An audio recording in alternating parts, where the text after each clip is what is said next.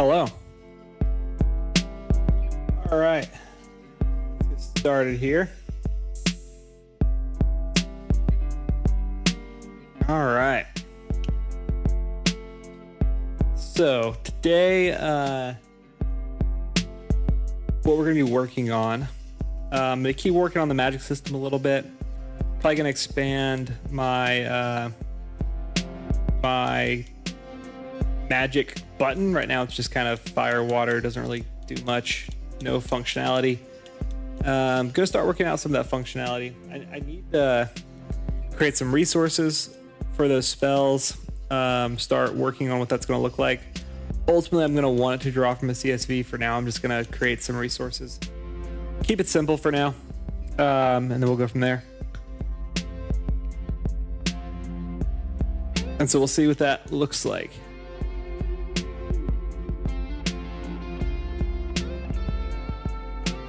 All right. I'm going to pretty quickly here in 15 minutes or so. I need to take a quick break. Just FYI, but I'll be right back. Yeah, so ultimately, let's go ahead and get started on there. I'm going to start working real quick on this magic system. So a couple notes. You can see right now I used attack. When I use attack, this should get grayed out or disabled. That should be pretty easy to implement. So I'll probably go ahead and do that. Same likewise if I use magic, it should gray out magic and attack. There's just a couple things I need to implement. So we're gonna see how that goes.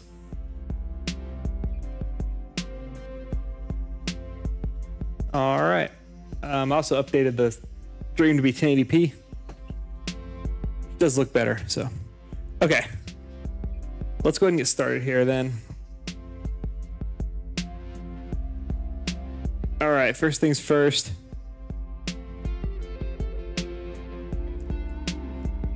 One thing I need to do is, okay, I'm definitely gonna need like a magic node.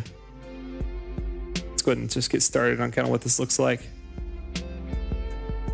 Just a node. It's gonna be called magic.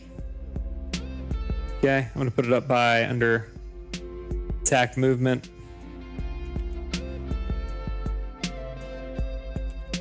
Okay. Give everybody a, well, I guess I should put a script on it first.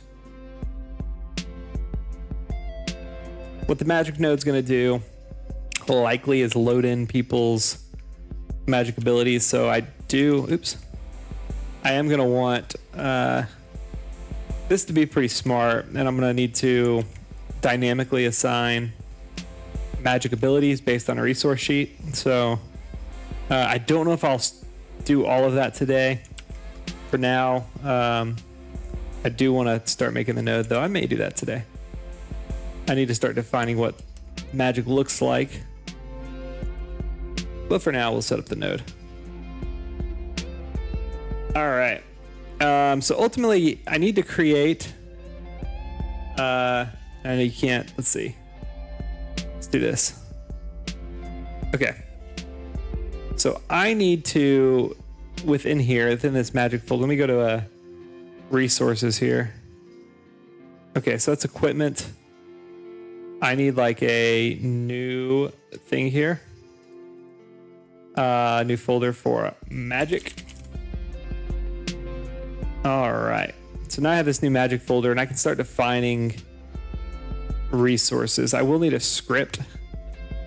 That's just gonna be magic definition. Don't know what this looks like yet necessarily, but we will define it, and then it's going to be pretty basic. Basically what I need out of this is I need class magic or spell, maybe. We'll just say magic type. Okay, we'll have magic name. We can have range. That's probably important for the magic. Range. It's gonna be an integer. Wonder why I made all these floats. I guess I can make them floats. Kind of weird that I made them floats, but that's okay. And then damage. What I might have here, because I'm gonna have to, I'm trying to, I can decide that later. What I might have is like damage, and I might have like fire damage, ice damage, all these different elemental type damages. Ultimately, that probably gets rolled into a damage. It's more of a multiplier. So that's okay. And then I'd have like export bar damage type. And I probably want to define this. So maybe I would have like element, which obviously isn't anything yet. So at the same time, let's go ahead and create a new folder, and I'll call it elements. And I'm going to create a new script in there. It's going to be elements. And then we'll just take some of this. I don't think... For now, this is how I'll do it. I don't know if I'll end up doing this or not. So magic class, just defining a class, really. This is going to be element. Okay. So now it should be good. I should have the class name of element now. May have to do export element name.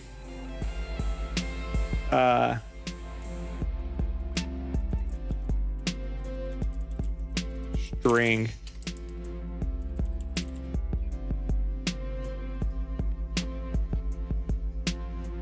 I wonder what string name the difference is there. Okay. So then I have type element, which is fine here. String name. I missed the variable declaration.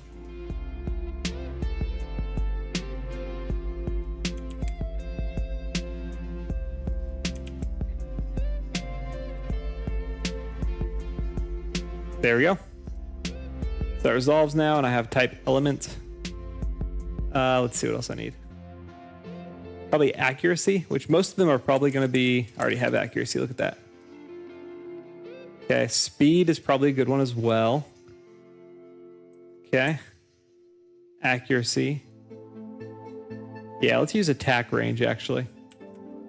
So I can get rid of this. We'll have, like, mana cost. I think that's it for now. So now when I do this, I need elements here. Create some resources for my elements. And they're going to be element type. And for now, we'll have fire. Let's create another one.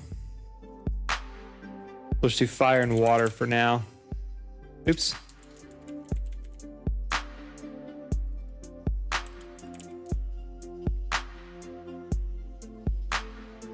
Okay. So now I have fire and water as my elements. And now if I create a new spell, resource, we'll have magic. We'll have fire 1. I think magic definition might be wrong. What is this? Magic type? So call it magic. Magic spell, maybe. Something clear here. Okay. So now I have this, and so I can do like fire. Damage 10. Damage type. Fire. Interesting that it clear. What if I do hit new element? Okay, so yeah, that's actually not too bad. I like that. Okay. Okay, so then I have fire here. Which on fire, I should make element name as fire. Okay. Speed on this one.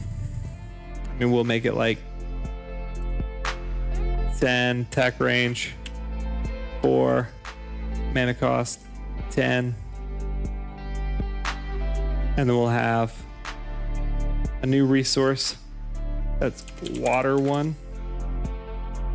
Let's go ahead and create a couple new ones for like fire and water 2.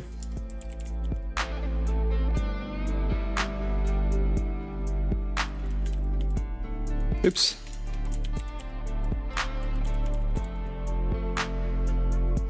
Okay, so fire 2. Fire 2. Double damage is fine. Fire type. We'll keep, let's see, so speed. Hey, BWAG 35, how you doing? Currently working through and adding some magic systems into the game. We're just kicking that off. Maybe speed's not the right stat here. Maybe what this actually should be is instead of speed, maybe it should be like charge time. And that's what I should define here. Doing pretty good. Yeah, not too bad. Getting all this developed here. It's gonna be a interesting stream, I think, as we're kind of working through this, because kind of laying out a new system from scratch live is going to be a little bit challenging, but it should be fun, and we'll get there. How are you doing tonight? 10, 4, 10. Doesn't matter too much for now. I'm just kind of setting some default values. There will be a lot of tweaking as we go along. 24 and 10. Okay, that looks pretty good. So I have fire and fire 2 and water 2. Here's my thought on what this magic system looks like. So you notice I have like elements and then I have like magic. Thought right now is to try to keep this as simple as possible. I might have broke something. I did break something. Oops. Godot's been pretty good to me. Yeah, I gotcha. Script inherits from native type button, so it can't be assigned. Interesting. What did I break? I really like Godot. I think it looks good. It's easy to use. It's pretty comfortable to maneuver around. I've never used Pygame though, so yeah, not sure on that one. So this is my magic button. What was my error? We tried again and look what my error was. I obviously failed to start anything here. So what kind of game are you making? Script inherits native type button, so it can't be assigned to an object of type node. Oh, okay, I see what's going on. Okay, so here's what happened. See this magic right here? If I go to the script on that, it's this button. I need to detach that script, attach a new script that is like, okay, because I named my magic button script. What I really need to do is change the name of my magic button script to magic. Let's see if I can rename from here. Maybe not. I can rename it later though. So for now, let me detach all these scripts on magic. It's a little bit unfortunate, but it's fine. Let's see. And then I'll reattach a script. I guess I'll leave it scriptless for now, because it's not doing anything. But ultimately, I'll have to create a new script on that. Has no other use than Godot. Python has no other applications. I agree. However, right, one, you could use C#, like if you were interested in it. Two, like I've been doing this for a couple months. The GD script is very similar to Python. And like the difference is syntax.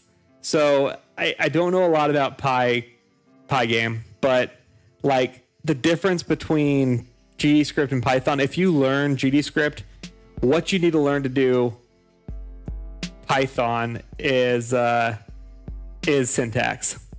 It's too much. I hear you. Yes, if you have no coding experience, I don't know what your case is, but if you have no coding experience, I would say it's probably a wash. But I get it. Like putting Python on a resume looks a little better than putting GD script on a resume, right?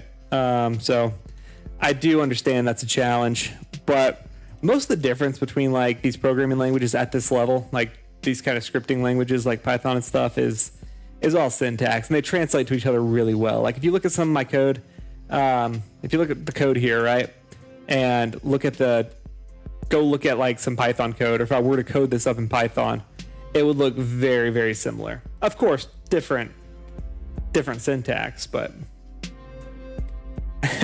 yeah, I understand. Do you have any coding experience? Are you pretty new to it? And yeah, it can be. I think like Python, GDScript are definitely less. What's the word? Intimidating. But ultimately, all coding, like the hard part of coding, is problem solving and like the logic behind it, right? A few months Python. It's good. I think Python is an incredible language. Whether you're a software developer or not, Python is an incredible language because you can do so much with it, right? You can do a bunch of scripting with it. You can automate stuff. If you want to learn to code, right? And you're making a game just to learn to code. Yeah, sounds like Pygame is the way to go, or PyDev, whatever it is the way to go. I don't know much about it, right? I don't know their user interface. I really like Godot's node system. So my background is avionics development, and I've dealt with things like LabVIEW and other like object-oriented coding things. And the node system was really intuitive in like relation to that. I really like object-oriented coding, and it's kind of the future. I mean, everything is going to object-oriented coding. So I'm not a software developer. So most of what I use programming for is automation and scripts. So and it probably is a little bit easier because it's built for game development, like GDScript is, right? So you get access to just a little bit more power, likely. So stuff's going to already be solved for you, which is nice. But what you're losing potentially is like coding the syntax of Python. I won't say like you're not learning how to code in Python. I bet if you went and did this, the difference would be like, hey, I need to do something. Let me go ask ChatGPT what the syntax would be. And you could. That's very valid too. Like if you know how to do something in GDScript, I think like ChatGPT at this point, you could say, hey, this is how I'd code this in GDScript. What is the syntax for Python? And it'd be fine. Obviously, there are a few glitches in this game, mostly with enemy movement. That's pretty new. Yeah, it absolutely transfers fairly easy. It's the difference is just going to be like, do I put a semicolon at the end of my line? Yeah, ChatGPT is great for programming help. We use it at work and everything. And at this point, it's just a tool now. So. Which is good. I think that's the way to use it, is as a tool. So I really want to solve this glitch of them occupying the same square. This is a pretty new glitch, actually. It's funny because for a long time they didn't do that. And I restructured some stuff and now they are. So I'm sure it's a fairly easy glitch. I just haven't had time to note it. I do have it written down, but all right. So the next thing I think I want to do is I have my elements. I need to be able to assign magic to a person. Right now I just kind of have this generic like fire, water, right? I want to be able to assign magic to a person. So I got to think about how to do that, how I want to do it. It needs to be pretty dynamic. I think I want to use these nodes of some kind. Let me go ahead and create. I'm almost positively going to need scripts, and we'll call it magic. We'll call it like player magic or something. I don't remember my syntax I have for this. Probably that. Let's see. Make sure. Yeah. Yep. So player magic. I'll go ahead and delete these. I guess I could just attach. Can I drag? Yep. Perfect. See, that's what I really like about Godot, right? Like I can just come over here I can drag my scripts onto nodes. I can use my nodes. Everything is built like the game I'm planning is pretty big, with a lot of options for magic and stuff. And I don't think like if I was writing this like in pure Python or any pure C language, I would be able to do it in any reasonable amount of time. But because everything's kind of node based, right? I can program the attack once and code it correctly and just drop it on top of this node. And then I just reference the node, right? Like I just get the parent and it says, hey, that's my character. It becomes very modular. It allows me to really program and things pretty quickly. So that is kind of the nice thing there. I gotta think this through. Maybe it's maybe there's some kind of list I pass into my character. Definitely needs to be a resource, and it needs to save what they've learned. So maybe there's two lists, and so those resources are probably. Let me go to my file system. There's probably two resources. One is like what are the possible spells, like just a list of possible spells, which I can just get from here. So that's pretty straightforward. And then the other one is what spells does each character know, which I might be able to do inside here. Yeah, I could pass an array into here. So if I did character stats, and within character stats, I had an array. And it's known spell or known magic as an array. That should work pretty well. I think the big thing for me in like trying to make that decision is like how complicated a game are you trying to make, and then does your whatever engine you're trying to use satisfy that? And if you're just trying to learn something to learn, yeah, I would maximize like what gets you the farthest. And Python's going to transfer way better than GDScript. Well, I won't say way. It'll transfer a little bit better than GDScript. It will look better than GDScript on a resume. But again, like having done both GDScript and Python, I think they're similar enough. It's just syntax difference. So if you wanted to say, hey, crazy. Yeah, I guess Python, you really could do anything. It just might be a little harder. So I'm guessing Pygame probably has pretty good libraries. The good thing about Python, it's open source, lots of good libraries. Probably have some good libraries to like open up to like 3D graphics and stuff. I imagine you just have to go build those graphics. One thing that's kind of interesting is Godot does probably a lot of optimization in the background. That would be something you would lose by doing Pygame. You wouldn't really learn how to optimize code very well. There's been a couple times I've had to optimize it, like my navigation algorithm. I really struggled with getting this thing to work quickly.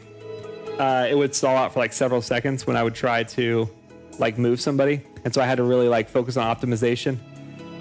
Godot has some back-end optimization already with things like shaders and stuff that you probably wouldn't get. You wouldn't get the experience on optimization using Godot. So if you're trying to be like a software developer, you were doing mechanical engineering, right? Trying to remember there. Sorry. Add a window and some function for game dev. Got it. So yeah, it's like raw coding.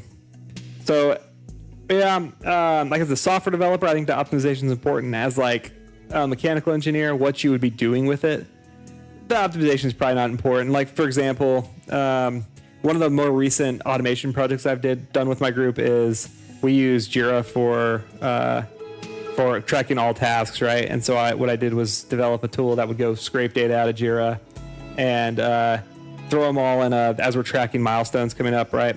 It would categorize them so our team could go in and assess like disposition and how we're doing against them. It wasn't optimized, but the deal is like we're not going to be running it in any time critical situation, right? So like I did a little bit of optimization because it was running for like it would take like 10 minutes and I wanted to run in like 5. But those are the kind of times we're talking, right? We're not talking like, hey, it needs to be down to the best millisecond. So, maybe you don't lose too much of that. ultimately, whatever's more fun, I think, is probably the way to go. And whatever fits your game the best. You probably will learn more doing Pygame based on what you're saying. Like I said, I don't know the program, but it sounds like you'll learn more doing that. So I'm really interested in seeing what you develop, though. So keep me up to speed on it and keep me up to date, because I do really want to see what you're able to put together there. All right, I think for magic, yeah, I think let me go back to here. I think in my character stats, I'm just gonna have an array for known magic, and then what I can do is just here, I'll just, oh, okay, yeah. So what I can do is, these are resources. So I would set these dynamically like in game, right? You learn something, but for now, I wonder if I can drag like this. No. Let me see. I wonder if I could do like an array of something else. That'd have to be something I look into. Right now I have a rectangle that can move around. Hey, that's pretty good. That's pretty good though. So I'm guessing to get all that done, you had to like map inputs from your keyboard or controller. You had to be waiting for those inputs. You had to draw your rectangle. So you probably had to do quite a bit to get that. So that's pretty cool. Let me look up how to define in Godot. Let me see. So I'm going to type this in Godot. I'll just go to ChatGPT actually. That'd be the easiest thing. And say define a variable for all if statements for movement. Very good. Yeah, it's probably a lot. So that's cool. Yeah, learning kind of logic, learning all the different pieces. I imagine that'll be super helpful when you start doing other projects and things, and it'll translate really well. Yeah, I hear you. That is a lot for movement. Comparatively, I don't know. I wish there was a tool to tell me how many lines of code I have. I mean, it's different because it's a different language. But like this navigation thing, I have about 177 lines of code, but it's like 4 different functions. And it's doing a lot. So Godot is definitely optimizing stuff because I'm calling like functions in here. Like I don't have to build all of my functions because I'm using node based, right? So a lot of it's object oriented. So I just call the object and then, from there I'm good to go. So like if I go to the navigation node, I can set, well, I don't have any objects set, maybe on world. Maybe not. Anyway, I was going to say like I can set which objects are referenced so you can see those here. So you kind of lose that in Python, which, again, Godot is going to be a lot simpler, I think, but you're probably going to learn a whole lot more. So let's see. So define a variable for an array of nodes in Godot 4. A node array. Interesting. I think that's declaring a class though. Python. Python's pretty established. So Python came out a while ago. But again, it's open source. So like it came out in 1991 is when Python was released. So they're on version 7? Let me check what version is Python on. 3. Okay, so they're on version 3.13. They get a lot of updates all the time. I mean, they're open source. The nice thing about Python, like if you wanted to do something, they have like libraries, right? You could say, hey, like I bet. Let me see if you go look up like a physics library in Python. There's one called PyMonk, which is a 2D physics library that can use anytime you're doing 2D rigid body physics in Python. There are so many libraries, and then you can just do like a pip, like an install, and pull those in or reference them through other ways. I guess that's if you're downloading like a actual like Python tool, but you can do a lot of things anyway. So you just have to import those libraries, and then you could use them. So you could import PyMonk, and that probably solves a lot of your problems. But and those libraries are open source, so there are just tons of people who add things to Python. Oh yeah, for sure. I mean, people are doing that daily. If you go look at like, just like Google some of the Python libraries that are out there, you're gonna find hundreds. No matter anything you're trying to do, if you just Google like a library for it, I bet you can find. I bet you can find a library. You lose some of the like learning as part of that.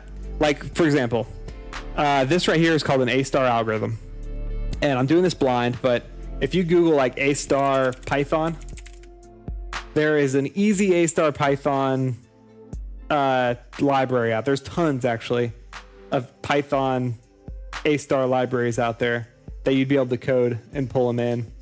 So there's just so much out there. Python's a very learnable language, I think, just because a lot of stuff has been done, which is nice. Like I said, it's been out since 1991, which is like 33 years. And you can reuse all of that code, which is nice. So, yeah, that is a nice thing. And like if you're working out of the base Python, I'm actually surprised to hear that Pygame doesn't have like a expanded library already. Let me look up what Pygame looks like. I don't know what the like I don't know what like the interface is. So let's see. Pygame, is it just like, so it's just like a set of libraries? Let's see. Okay, so it's pretty customizable. Yeah, it's just a library. So Pygame is a library. So it's, yeah, so the same way you pull Pygame in, you could go pull in other libraries that do different things. If you wanted a physics library, there's one out there. And that may help speed things up. There's probably a, let's see, Python library for movement. I have it. Yeah, I gotcha. That might be interesting to like move in. So like PyMotion provides a bunch of movement. I guess that's motion data, but it's probably worth digging into, because I think like if you're using Python like in the like corporate world, right? Like if as an engineer I was doing like a Python development, or one of my engineers were doing a Python development, I would not want them to go spend all their time developing a library that already existed. I'd want them to go take a library that exists and implement it however we want to implement it. So it probably is worthwhile to go learn how to use different libraries and how to find them and optimize that way and save your time and kind of learn what that process looks like. You're going to save time and you're going to learn to be more efficient with code, which I think is like not efficient as in your code's running better, but efficient as in it takes me less time to develop something, which is really what companies want, right? So companies are going to want you to develop something fast that works every time, as cheap as possible. So probably worth digging into libraries if you're a couple months in to kind of see what that looks like. All right, so they have a node array. Maybe that's what I'm looking for. Let me go back down to my magic thing here. Oh, I guess it's not in magic. It's in here. Character stats. Let's see if node array is what I'm looking for. So let's see. So then when I go, so node array does not exist. So ChatGPT is lying to me. Unless I need to do this. I don't think that looks right. I think ChatGPT is lying to me. Interesting. Let's see. Can I declare or define a variable? Maybe no. It could be 2 that node array was in Godot 3, because ChatGPT is kind of old with its data set. So let me see. Let me just Google it. Godot 4 defining a array of nodes. And maybe nodes isn't right. Let's see. Define array of nodes. You can put a node type within the square brackets. Okay. Would I do like this and say node? No, definitely not. Oh, do I have to do equals?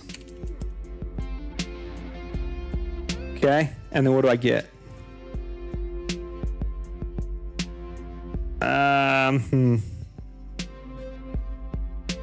not quite what I want. What I really would like to do is, I guess it doesn't matter. I could use strings.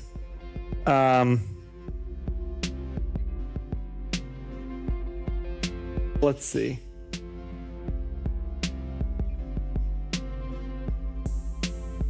Yeah, maybe this is okay. Maybe it doesn't actually really matter. Maybe I just need to do array. Let me clear this. So nil array, add element. And I can't drag a node in here, right? No, but that's okay. I probably don't even need to. I probably can just use an array of strings as long as the names are unique, I think. As soon as the names aren't unique, it would be a problem. All right, let's see. So then what I would do here is string name, not string. Well, yeah, I guess string name. Let me look up what a string name is. What's the difference between a string name and a string? I think it's something that's unique. Let's check here. Look up symbol.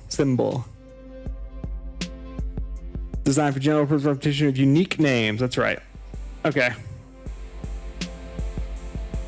Okay, so if I have two string names with the same value of the same object, and it's faster to compare them, that's probably useful. Because then I can call out node paths in my string names. So that's good. Okay, so what I'm going to do then is I'll have fire1, add element, string name, fire2. And what I would do in game, right, is I would have a big list of these. Oops. I'd have a big list of these, and essentially I would, define them kind of at runtime, right? And you'd save them. You'd end up saving this array as a resource. So one thing about like the reason why I have these resources and things as my kind of nodes here is because eventually you're gonna have to save this game. And when you save this game, resources are gonna be what allows you to save this quickly. Because basically I'm gonna save all my resources, and when I load it back up, I'll load all the resources, and that allows me to save my position where I was at in the game. So basically I'm just forcing a save file right now. Okay, so I like that. That's known magic. That gives me some spells to use here. How I'm planning on doing spells, which is kind of an interesting mechanic here that I'm doing. It's a little bit different than most of these mechanics that I've seen. So ultimately what you do is you come in here. The goal here is that I have a kind of very simple user interface, but you can get complicated spells out of it. So my goal is like you come in here, you press like fire, and then it would take you over to this priority list, right? And then you could set where you want it in the priority list. Like, hey, are you going to go here? Are you going to go here? And depending on how long, like how far down you go, depends on how powerful your spell is. And there'll be a point where you probably don't do anything. So you could go further down, you have a more powerful spell if you've learned it. If you haven't learned it, then the way I have like the magic learning idea is that essentially anytime you're casting spells or you're doing something with a certain element, you have a chance to unlock like a learnable node for that spell. So like if I kind of charge it up a lot, I have a chance to unlock Fire 2, and I would use Fire 2 that one time, but I wouldn't be able to use it consistently. And then it would become unlocked, and then I could go use my experience to go learn that spell. And then I could use it consistently by coming in here and placing it in the right spot. What it also lets me do is, if I have multiple people casting spells, they can cast and combine spells, which would give me the effect of combined spells, and possibly, depending on how I think this through, I would have it where the player can combine spells in their own as well. Right, so you would be able to kind of like go and say, hey, I want to combine fire and water and do some kind of air or steam attack or something, right? So yeah, I've been working on this for, I think it's been 2 months. I was tracking like day to day. Last time I tracked was like 22 days. It's probably been a little longer than 2 months. I'd have to go check like my stream history. Let me check actually real quick. It's not longer than a couple months. I'm looking at my like activity history here. So a couple months. But yeah. And some of it comes along fast and then some of it goes real slow. I feel like now we're kind of plateauing on speed a little bit, but I hope implementing a new feature breaks that plateau a little bit. Okay, so this is where it's going to get tricky. And it's going to get tricky because the first thing I need to do is look at how many elements are in this known magic. So like these share an element, right? But I would have to go look at them. So I would look at how many elements are in this and only show, or I guess add items to this list that you see here. I guess it's hidden. That's okay. I would add items to the list based on what elements are there. So let me go here. Let me go to the list here. Oh, okay. So to see this magic list, essentially I want to populate it with elements based on what elements the player can do. That's gonna be the first step because there's a set list of magic. Okay. So let's look at that. So it's gonna be in here. Okay, so first thing I need to do is when player is active, I need to pass along. So on active player, I think that's I might do it on advanced priority. Yeah, on active player, I would shoot this over to, let me make sure that's where that is. Should be on exit. Maybe not. Okay, so when I have an active player here, that's probably the right place. So it just runs once. Let's see. So I'm going to start advancing priority. I'm going to update advanced priority over and over and over again. This right here, when priority list says the player is ready, it's going to shoot that over to me. And then what I'm going to, so I probably could take it from priority list. So I go down to priority list here. Player ready. This is where I want to do it from. So one thing I'm trying to do too is make sure that anytime I'm like sending signals, I'm very consistent about where those signals and things are coming from, because it's a lot easier to go change one place than 100 places. So I'm trying to keep the nodes making sense. Okay, so I'm going to pass that over to magic list, and then on player ready, I need to add items to this list. To add items to the list, we can copy the priority list code, which essentially, where is that at? Okay, that organizes it. Where do I have that I'm adding people to this list? Okay, so I have an array called ready player, and I'm appending it, and I'm guessing within display priority list, priority.array, add item. So that's all I have to do is add item. So to start, just to get the code down, first off, let's go into my magic list here, and I'm going to clear this and clear this. This is a good note. What I need to do is, because I want those icons, so I'll end up having better icons, but those icons are fine for now. I want to go ahead and on my elements page, I want to add the ability to put those icons. So it's going to be an export. Brutally failed at making a projectile for a spell. The good thing about this, right? The good thing about a tactical RPG is I don't actually have to make projectile systems. Like attacking, for example. Right now my people attack. There's no real collisions, right? It's, you roll the dice. Depending on your dice roll, you deal damage. So Yeah, I can kind of get away with not having that. In fact, all my people's collision boxes are pretty small, and I don't have to make sure they match people. The only thing I have to do is when someone runs through them, I have to make sure that the collision works so that my person gets out of the way so it looks good. So all my collisions are visual. Yeah, just animation, it does damage. That's it. Makes it a lot simpler. How was yours? Were you doing collisions or were you just doing the animations and damage? Yeah, I don't know what Pygame looks like for that, but I imagine it's a lot harder than it is here. But again, the nodes help a lot. Okay, so I would have icon. And what is that, a texture? Let's see what, real quick, on my list, if I go back to my list over here, I want to see if I add an element, what the data type for icon is. Okay, so the data type for an icon is a 2D. Let's see, what is this called? Image texture. I could do image texture, I think. I think that's what it is. Yeah, let's do that. Did it in GDScript? Okay, cool. I got you.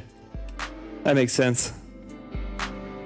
Yeah, it could be deceivingly hard, I'm sure. So it's one of those pitfalls I'm gonna have to try to avoid, is how challenging this is. I've got an idea of what I want the animation to look like in my head, but it's very complicated.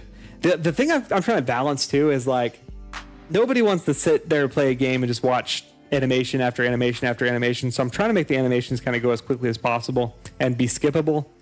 The challenge on that is like, if you skip the animation, then it can look a little bit funny because, you know, your guy might go into the next animation and not do it. So I still need to code in. I have a bug on my list. I need to go code in like, hey, if I go click through an animation, it stops the animation, which I have on the walking, right? So you can see my guy kind of teleport when I hit skip the running animation, but I do want that throughout.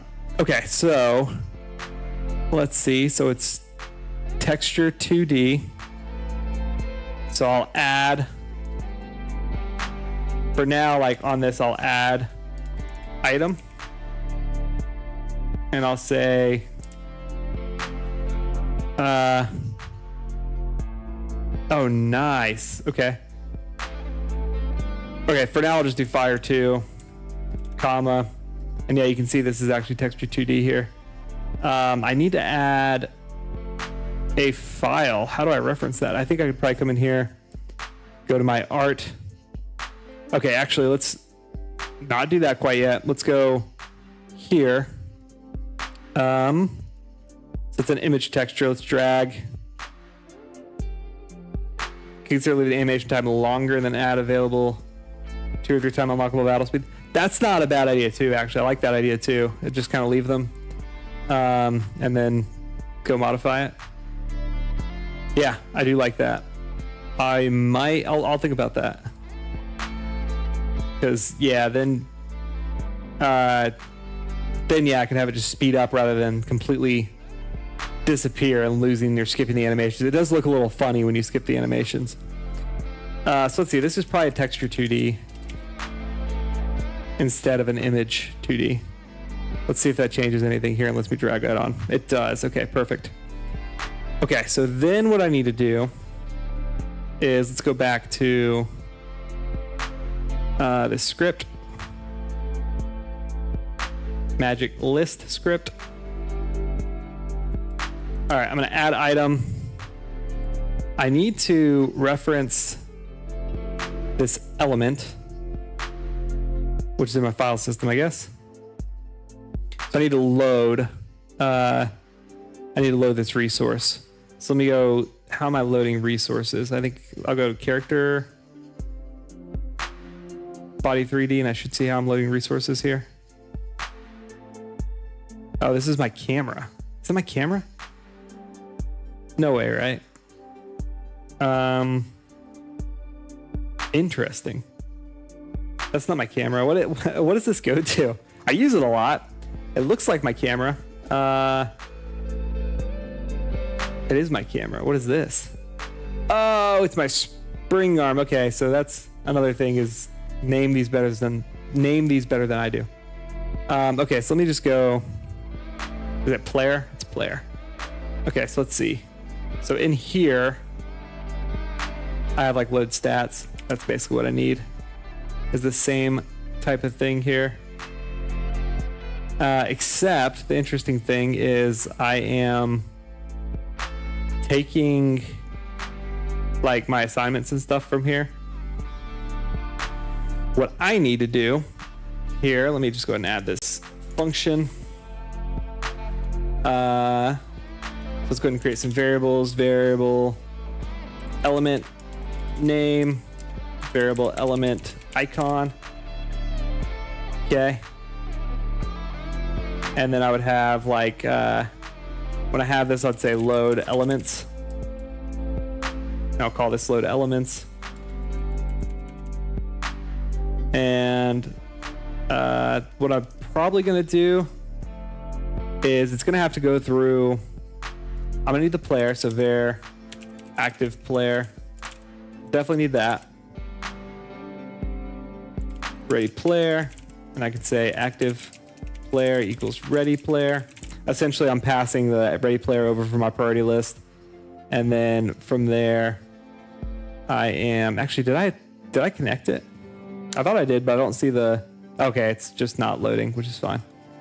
Okay, I do want to add item down here, and what this is going to look like is I'll add item and I'll say element name, comma element icon. Okay, what else do I got from there? I can get rid of these. I'm going to say element name equals. For now, what I'm going to do is just say var. I'll do export variable, and I'll say like fire element node. Not the best way to do it. I guess this could be element. Not the best way to do it, and I'll do it better because I'm going to need to do it dynamically. But I will have a set number of elements, so maybe it's not that bad. Okay, load elements. Then what I need to pass in is an element. And so I'll pass in an element, so I could pass in fire element.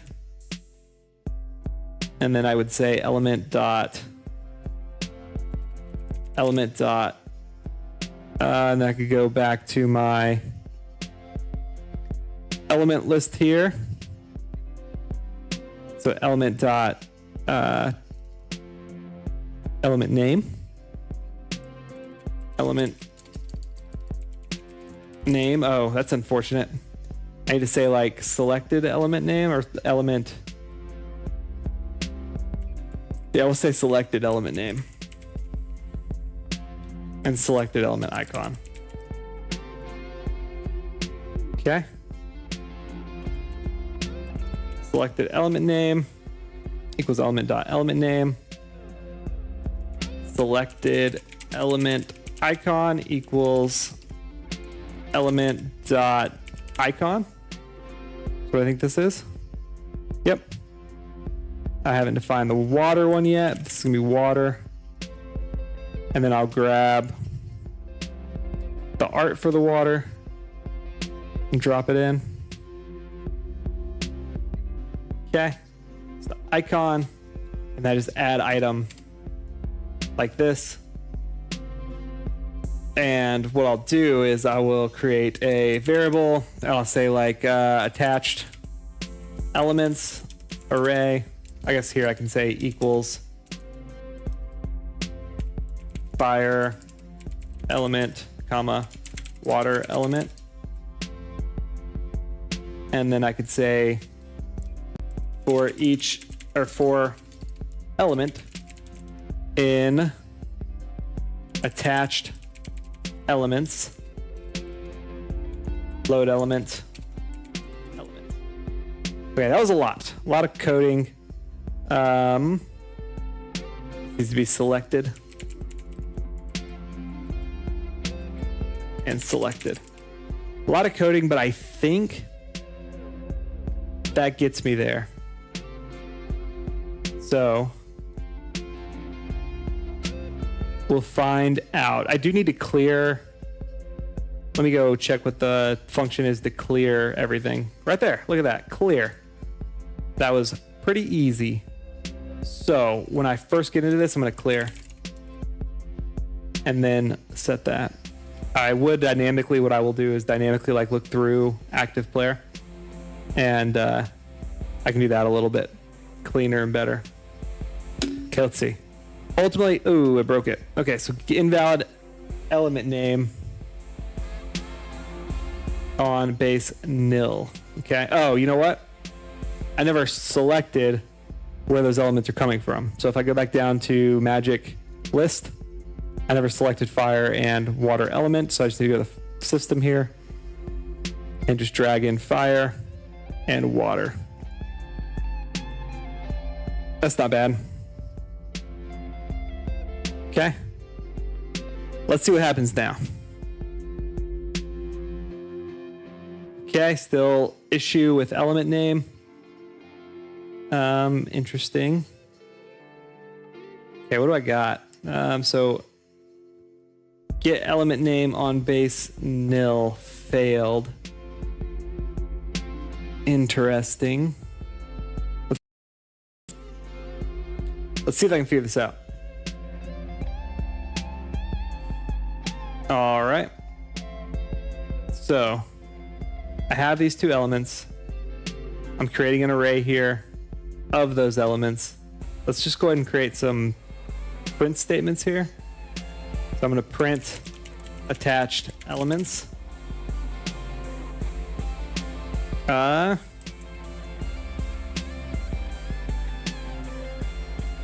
Oops. Okay. So then at least I can see what the attached elements are. Let's look at this real quick. It should do that before it fails, and then it should fail. What we got? Output. Null and null. Okay. Interesting. I may have missed. Interesting. Why is that null and null? So fire element and water element.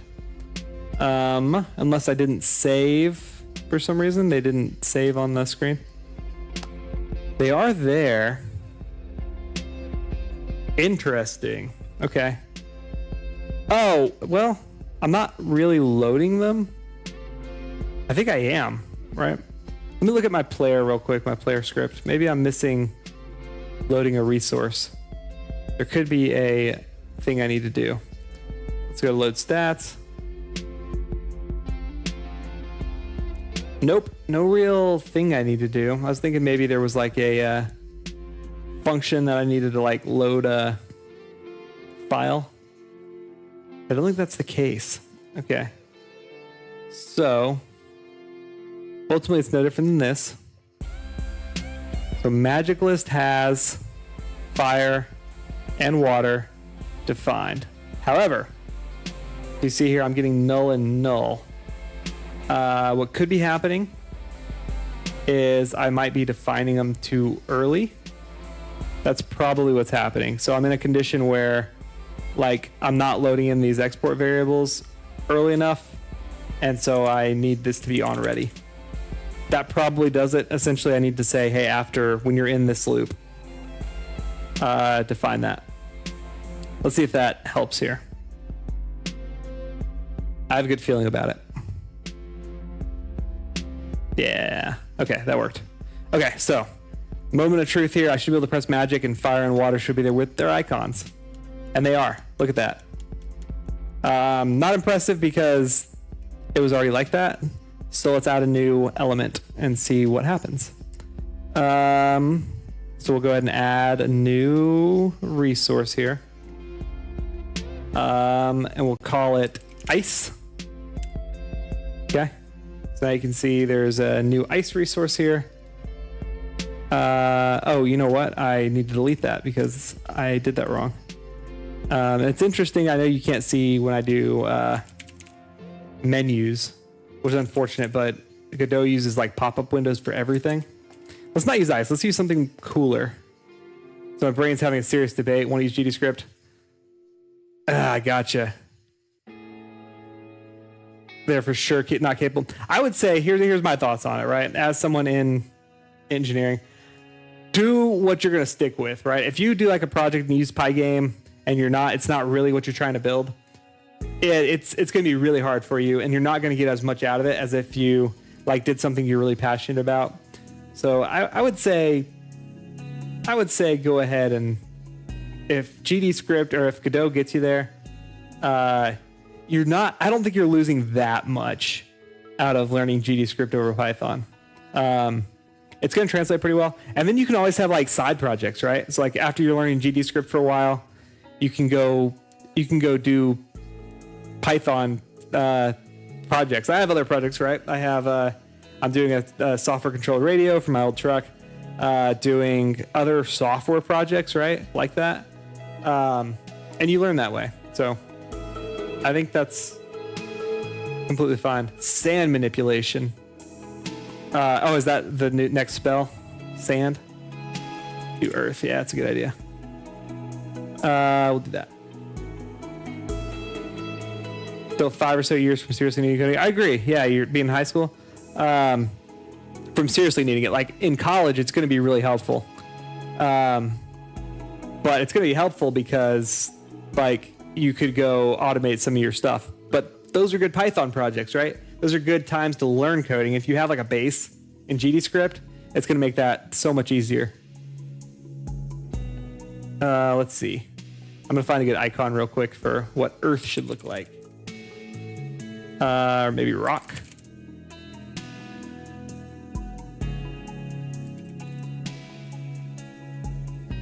I definitely support just going for it. Let's try stone. Okay, this isn't good. I was gonna say it's not bad, but no, it's not good. I think that's a good call. Yeah, I think that'll get you a long way.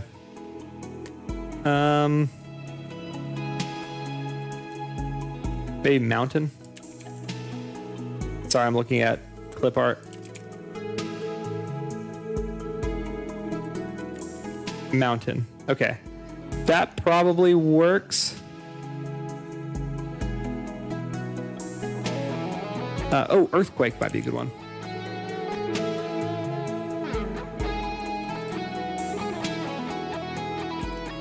I think doing something that's fun is definitely a whole lot more rewarding, and you're gonna learn a whole lot more, I think, right off the bat than trying to make something work, especially like starting out. I think the big thing that you need to learn, like when you're first starting coding, isn't necessarily like the syntax or exactly what language you can do. It's what you can do with coding and how like the logic works out. Yeah, I will do that, right? So one of my, like, I'm going to translate everything I'm doing here.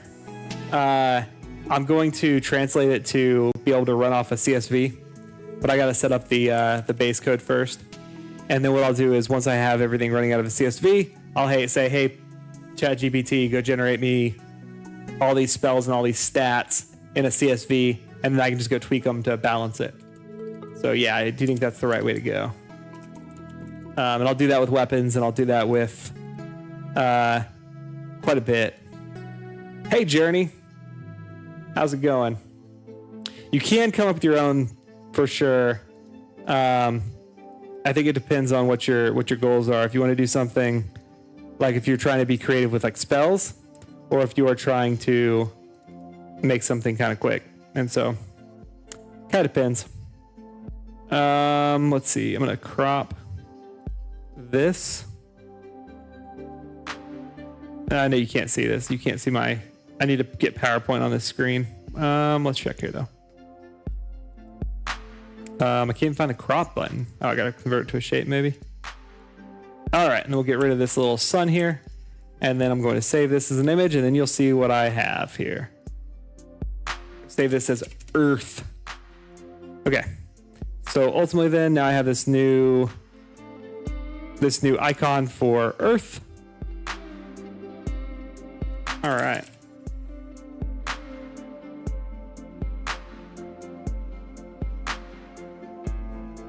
For sure. Yeah, I agree. There's definitely some balance to it. I think like when you're doing a solo dev work, being like efficient is really important. So like if you do use ChatGPT and go generate like 100 spells, right? That's why I want to like make sure I have like a CSV, make it editable, because then I can go edit it in Excel, right? I can just pull up Excel and I can walk through and say, okay, I want to tweak this. I don't want this. I want to go balance out these spells. I want to do all this stuff, right? And so ChatGPT could be a good tool to get you to a starting point, or even generate a lot of content quickly. And then you probably want to go back and edit it to be exactly what you want, to fit in exactly what you want. So I absolutely agree, speed's not everything. But from a solo dev standpoint, it could make games that are maybe like out of reach time-wise. Like I'm a father of 2. I've got a full-time job. It is hard to find time, even though it seems like I stream a lot. It is hard to find time to stream, right? So I want to optimize when what I spend time on. And that's where I think ChatGPT is very useful, is getting kind of the basics, and then during lunch or whatever, I can be tweaking values. I can throw them on, I can go throw them in Excel and kind of be tweaking them for my phone. That's why I want to try to get everything on here to read like spells and stuff all out of Excel. And then I can go edit them anywhere. I don't have to be glued to my computer to make quick changes. So I think that's probably more useful than ChatGPT, is just modularity and the ability to move stuff around. All right, I'll be right back. I'm gonna grab something real quick.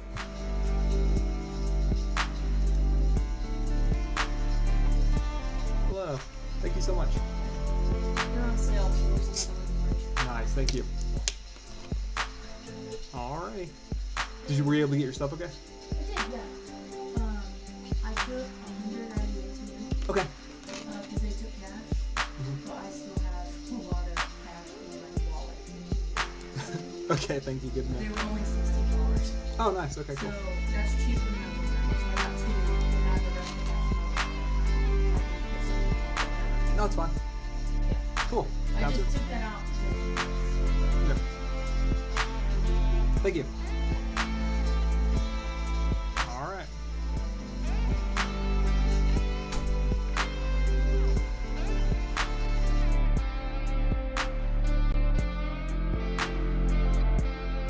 All right. Yeah, and I absolutely think like different backgrounds are going to treat ChatGPT differently. I understand it's kind of a sensitive topic, and like there's different goals. Like coming from an engineering background, like we use it every day, right? Mostly for coding. And it definitely speeds up coding, and it's definitely a like tool, right? And a tool is only as good as the person using it. So there's definitely some, it depends how you're using that tool. So, all right. So now we're adding a new magic here, and this will be the big test on, showing we can quickly add elements here, or element.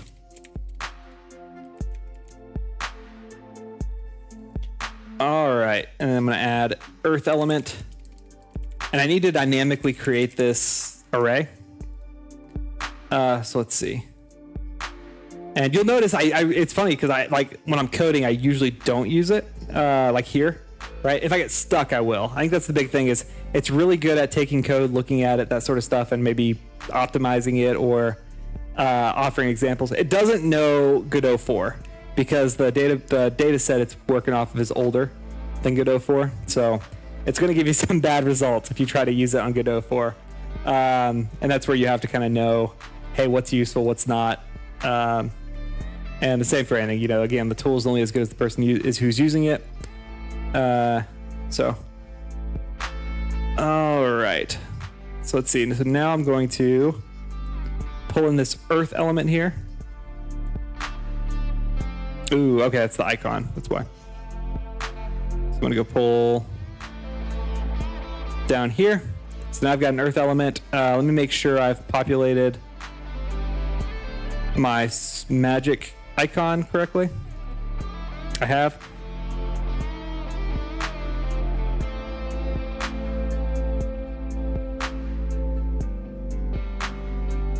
Yeah, ChatGPT 4.0 is pretty interesting and can do a lot there. I agree, it's quite impressive. We use it a lot for like what we'll do, and yeah, the icon's way too big. I need to scale it down. We use it a lot for we take, like, at the end of our meetings, we take the transcript out of that meeting, right, and all the chat logs, and we throw them into a custom prompt that we have for meeting minutes, and it's let us generate meeting minutes that nobody wants to generate anyway, right? It generates those, takes actions, and it's like 99% accurate. I mean, it's pretty good for things like that. So I've been pretty impressed. We use GPT-4 at work. I need to scale this down. Do I have them scaled? Where do I have them scaled? I think's the question. I think it's just, is it how I saved it?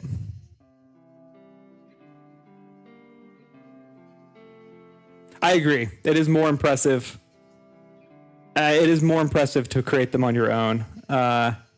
And you are giving up agency in creative process. And again, I think it's depends on your priorities, depends on what you're trying to do and what your goal is, for how useful it is.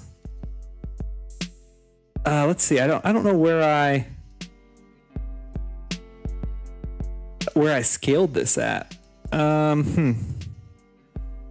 So it's 96 by 96. I guess the file's just a different size. So I need to save it as 96 by 96. So let's see. I guess it's because I saved it as an image. So let's see. Let's copy that. Paste it as a picture and crop. Oh well. Let's see. I think I just need to make it a little smaller here because I need to make it 96 by 96. Here, you know what I'm going to do? I'm going to share my screen so you can see my beautiful PowerPoint work. Not a new screen. I'm going to share this window.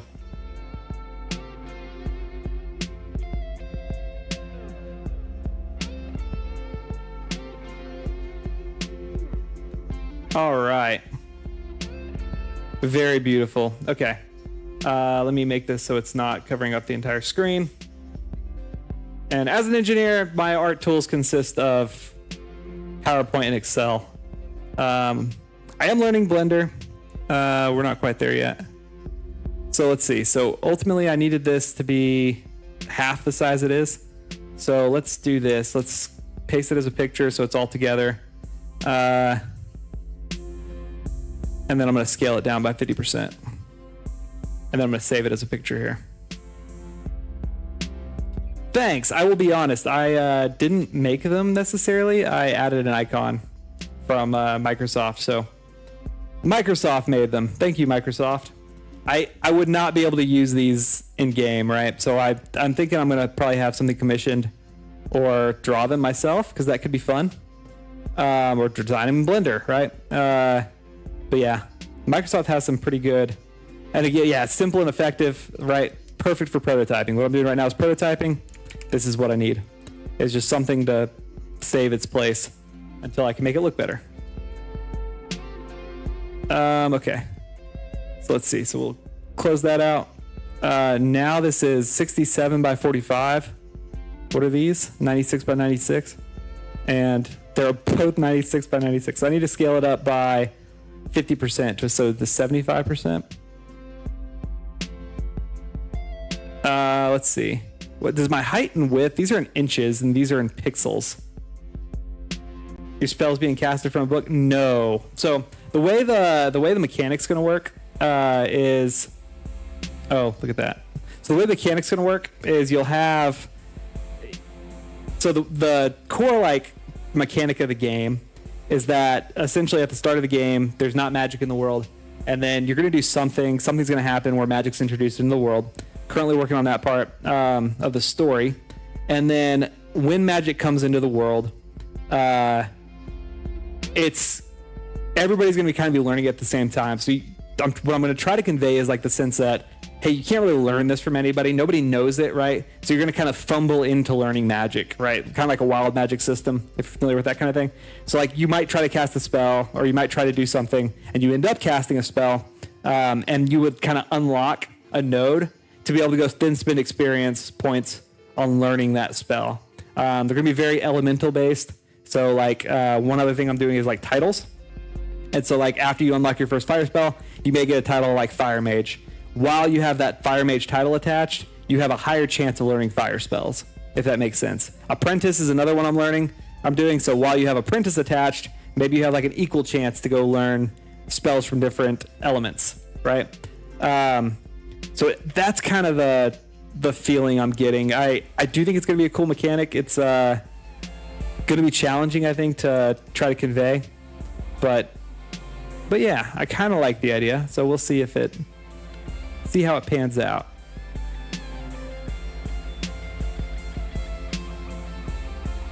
Talking 1%. I don't know what the chance is going to be. There's going to be a whole, probably a pretty long effort spent on just making like balancing, right? I think balancing is probably one really hard thing in any kind of RPG. And so I'm going to have to take in to figure out exactly what that looks like the percentage chance. When you first start, it's going to be a higher percent, right? Because you want people to go learn like their first spell or whatever and start working on stuff. I think it's going to have to do with like what you're doing, right? Than like a randomness to it. I think it's going to have to be more be like, hey, what are you doing at the time? When you meet these criteria, you probably have a pretty high percent chance of learning a spell. And it's going to have to do with your character's level. It's going to have to do with the spells you already know, where you're at in this like node tree, right? There's going to be a lot of factors. So it's going to be interesting. I'm going to make this a little tiny bit smaller, like 74. Yeah. Get this down to 99 pixels or 96 pixels instead of 100. Okay. So it's 99, like 71. I just don't want it to look abnormally large next to the other icons. All right. Let's see. 95. That's pretty good, I think. Okay, so then if I run this.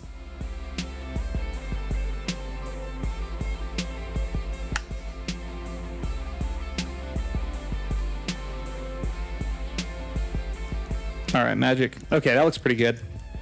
So yeah, I can quickly add magic to this list. Now what I need to do is I need to do it dynamically. Right now it's all kind of hard-coded in here.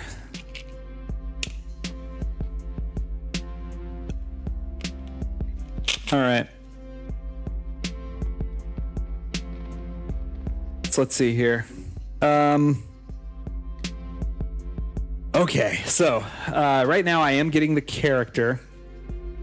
And one thing is Ready Player is going to have a set of known magic. Ready Player dot known magic. And so I need to go load known magic in Ready Player. Let's go do that really quick. All right, stat names, known magic. Okay. And then I would need a variable here. Right here on ready, variable known magic array. Let's see. So current stats, character player. Okay. And then I need to go down to this load stats. And I need to say known magic equals current stats dot known magic. Most people's is going to be 0 right now, except for I did add some to Aria. Yes. So I added some to Aria. So that should give me an array of these spells. Back to my other script here. Let's see. So that's going to be ready player.known magic. Let's go variable spell list. And then so I'd have that as an array. And so I can say spell list equals Ready Player Unknown Magic, and that should give me a list of what those spells are. And then within the spells themselves, which I think they're just, right now they're just actually text references. They're not actually like node paths, which may make this a little bit challenging because I need to now match it up. I probably need a dictionary of this. So what I could say is like spell, let's see, total spell list. I want to keep using the word magic just to keep it consistent. I'll say variable total spell list. You know, I probably could export this. Yeah, I probably will. I don't want to yeah, I do. Export total spell list. And basically what I want to do here is go define it to be what all these spells are. So total spell list. And this is going to be a dictionary. So dictionary, what it says is it creates keys and values, and the names are going to be the keys and the elements are going to be the values. So what I can do now is go to my magic list. I need this. This is going to need to be dynamic too. But okay, so I have a new key, and that new key is going to be a string name. It's going to be fire1. New value. Let's drag fire1 onto here. Ooh, okay. So let's see. Do I have the options? No object. Fire1. Okay.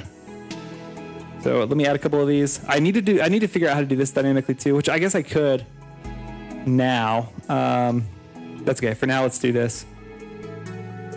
Because maybe this isn't too bad, right? Because I will create a tool. So Godot has tools also where I can where you can like develop this sort of stuff. So what I would do is create a tool, I think, that consumed my Excel file with all of the spells and created this dynamically. But for now, we're gonna just code it in there. Object water1. So this really isn't too bad. Even if I had to do this permanently, this wouldn't be too bad because this would be just, I'd define it here. But I do think having a tool that consumed a Excel file, I think one of the hard things if you were gonna like do this like this manually, I think the hard thing would be to keep everything in line, right? So all your names, all of your resources, that might be challenging with a, all right, there you go. That might be challenging with a Excel too, right? But at least if I'm consuming that automatically, like scripting it, then I won't have to worry about keeping everything in sync. It'll just do it. Oh, it wouldn't be too bad. I mean, it would take like a day, right? It wouldn't be that bad to go add all my spells. It's not like I'm going to have 10,000 spells. We're talking on the order of hundreds, probably 100. So, okay. So ultimately now I have a dictionary of total spell lists. That's this. And so what I would do is known magic, and I could say I'm going to do magic list instead of spell list. Just trying to keep terminology consistent. And then total magic list. I hope this doesn't reset my magic list. I don't think it will. Let's get rid of this for loop. So it refreshes. It does reset my magic list. Let's undo that. I don't want to reset my magic list for real. That's unfortunate. Why would that do that? Okay, so essentially I realized that if I change the name, it's going to reset all of my values that I just added. I don't want to have to do that, so I'll just call them spells for now. I'll come back through because I'm going to have to do it dynamically anyway. For now, I'll just use magic. Oh man, it cleared it anyway. Never mind. Now's a good opportunity. That's really unfortunate. Okay, so magic Total magic list. And I wonder if I could just create like an object that is a dictionary, like a resource. I probably could. And then I could just type it instead of like adding it here. That might be better. That's okay. For now, I do like that. Okay, let's create a new dictionary resource. Let's see if I can create new resource dictionary. Is that a type? No. Let's see. Can I just add a script, maybe? A text file?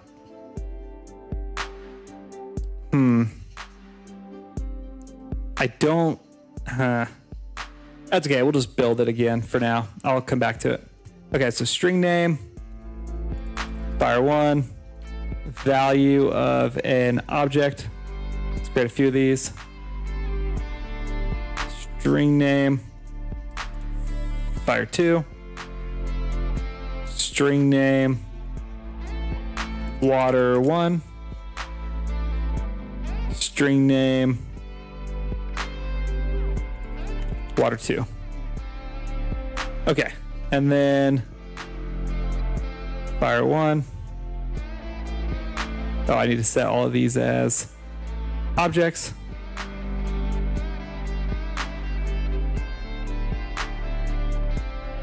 All right, so fire2, water1, water2, and then I'm gonna add earth, I guess. I'll leave earth off, I guess.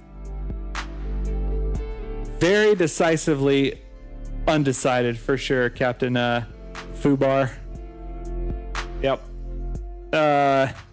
You know, that's the way it goes sometimes. That's the creative process. The creative process requires you to make a decision, change that decision, make a decision again, and do that quickly.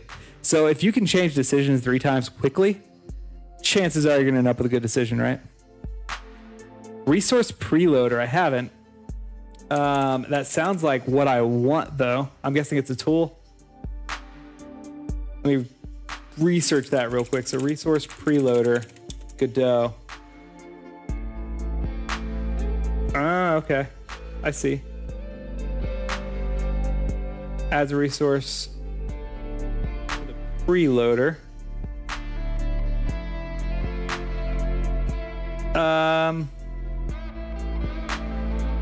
Yeah, I think that's what I'm doing, right? I mean, let me see. I mean, it's not using the same thing here,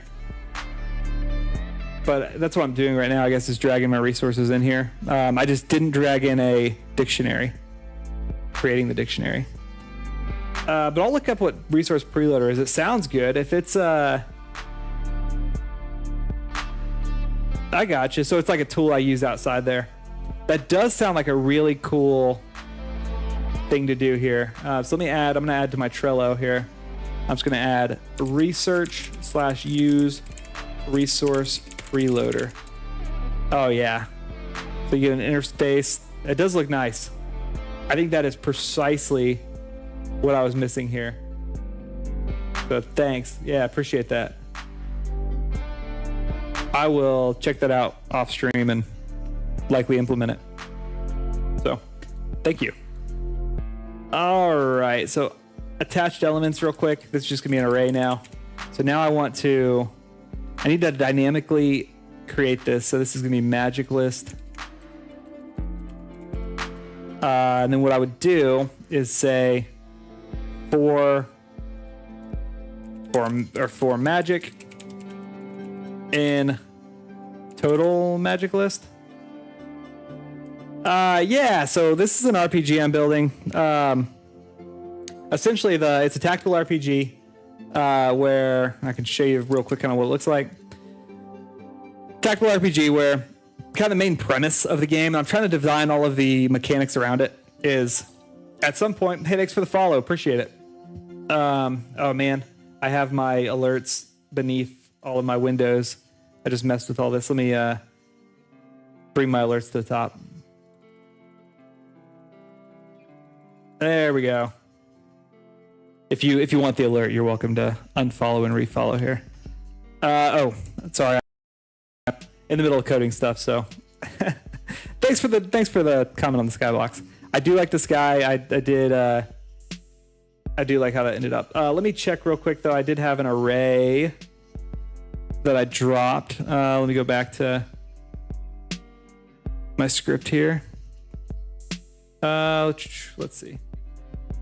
I'm just gonna kind of comment this stuff out for a second so I can show you here what the premise of the game is. So essentially the goal here is so we're gonna start the game off. There's not really gonna be magic. Oh my goodness.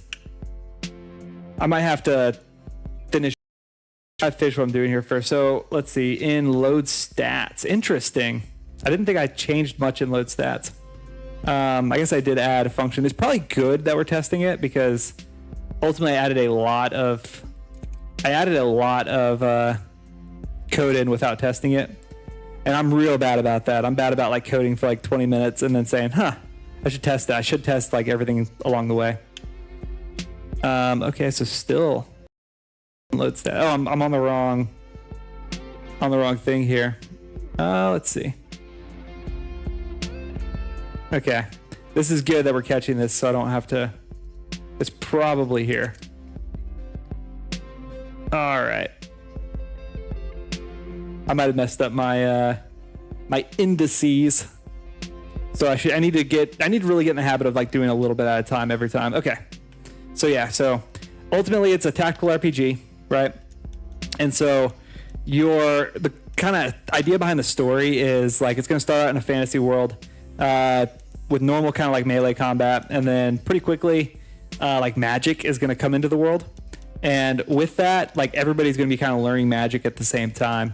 So the concept is like the way to learn magic is during combat, things are going to happen. You're going to like try to do something, cast a spell, attack, whatever it is, and there's gonna be some chance, depending on what you do, of like unlocking a spell. And then after you unlock that spell, you'd be able to use it that one time, and then you would gain experience to be able to actually like unlock or use a spell more consistently. So that's kind of the premise behind the game. So yeah, lots of magic. It's gonna be pretty heavily magic focused, except like I will still have melee classes, and there will still be melee based magic. So you kind of unlock it through combat. You unlock through combat and then learn it through experience. So there's still gonna be a leveling system, still gonna be an experience system. The spells and things you learn are gonna be based on your level. I think it's gonna be an interesting enough mechanic that people aren't gonna have like seen it, right? So I am pretty excited about implementing it, but it is gonna be a little bit of a challenge to implement here. Okay, so back. Now what I need to do is start uncommenting stuff and getting stuff to work. I'm ultimately really glad that we caught the issue before we got too far down the road. Okay, so let's see. First thing, I'm just gonna start uncommenting a couple lines. That's a habit I really got to break. It's so easy to just like get into a rhythm on coding and not doing any testing, and then realize that you break everything by adding one array to a dictionary, which is interesting. So line 135, multiplication, current stats, get stat. Oh, okay, I see. I should not add this to here. This is outside of that stats. Okay, so this is loading like the full array of number stats, and I load like my other stats separately, which is here. So ultimately I just should not have added that to that array. I feel pretty confident there that that's the problem. So then I can come back in here, I think, and go back to this. So that's gonna be empty right now, so I'll have to clear this. All right.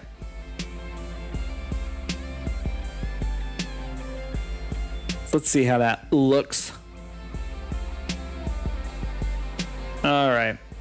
Not broken. That's how it looks. Okay, so now this is going to get a little bit interesting. I need to go through all of the magic. Let's see. Keep this. need to go through all the magic in the total magic list, and essentially, if magic is in magic list, right, for my player's magic list, what I would do is I would say I need an element list. Attached elements. Okay, attached elements equals magic dot element. Is that what it is here? Let me check that. So I have a magic damage type, I guess. I probably should change that to element though. Damage type is okay. Element is better. So, okay. And let's see. So if magic in magic list, attach elements dot append magic element. And then I would go through that list of attached elements and do this. The only problem is if I had a huge list of total magic spells, it could be a pretty large, but I think it would have to be huge before I ever noticed any kind of performance hit. Okay, let's see. So ultimately, Alara has no magic, so that should be empty. And then Arya has some, but it didn't pop up. Okay, so let's see what's going on there. Let me do some prints real quick. I'm gonna print attached elements. One thing I do need to do is first I need to set attached elements to just a blank array. Clear it out. Add my elements to there. Let's see what happens.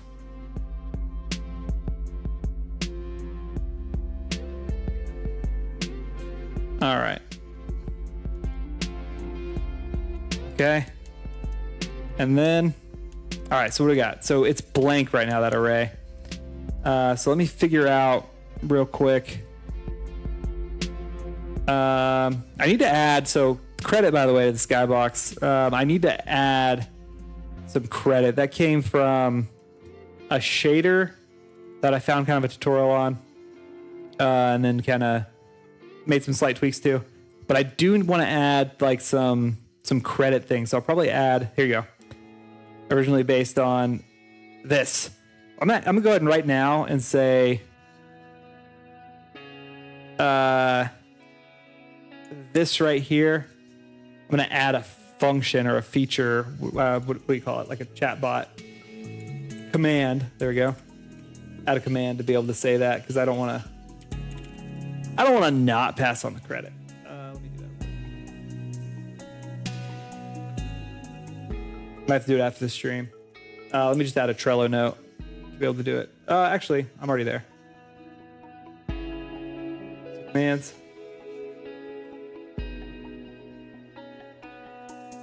All right.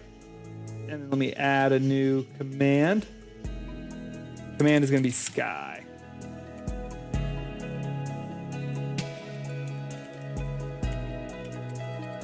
All right.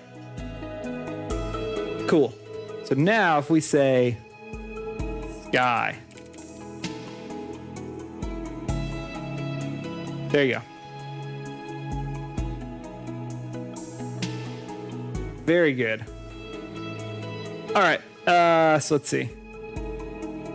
Use credits. That's way good. That's a much better idea.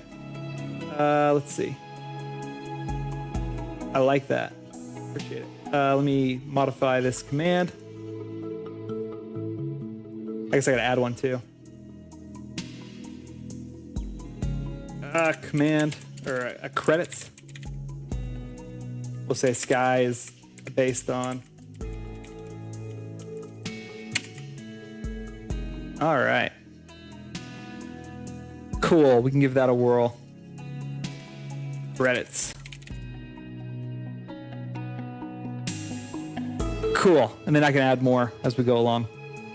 Yeah, great idea. Thank you. Okay, so I'm not actually pulling in anything into attached elements here. So that's interesting. So 4 magic in total. If magic is in magic list, let's go ahead and print my magic list here. print magic list.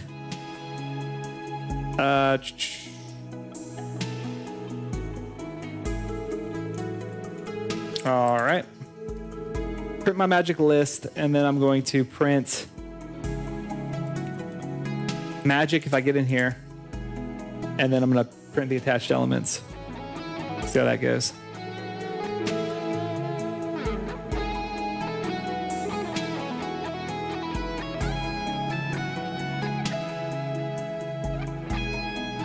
All right, let's see what we got. So if I go down to magic, this should be nothing. And so I got blank, blank, blank. Thanks for popping in, Journey. Always good to talk to you. Thanks for popping in. Always enjoy talking, though. Appreciate it. Thanks for the good luck, and you good luck as well on your game. It's probably because I'm using this name string name. It shouldn't be. Let's see. So I have this, and I'm saying, hey, for all of my magic.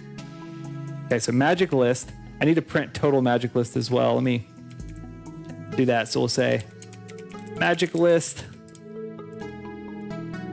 and we'll say total magic list.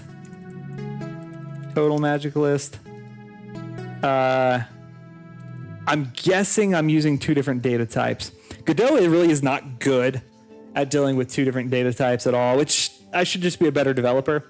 But I really do wish they were a little better with data types. Okay, so total magic list is empty, which I thought I actually defined that.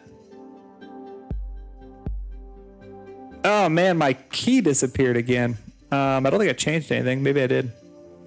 Well, that explains it.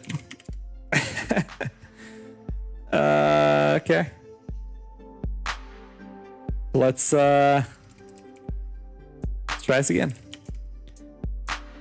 First thing I'm doing, once I'm done on this stream, probably tonight, is researching this resource preloader. Sounds like it's gonna save me a ton of time. It's gonna be the next big thing. I'm gonna go ahead and add like an earth as well, even though the values are gonna be null. Okay, back here, fire 1. I need to set them as objects.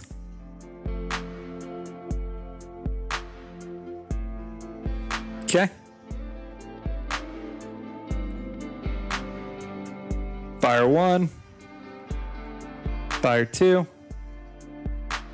water 1, water 2. And then let's go ahead and make a earth 1, just to, that way we have it.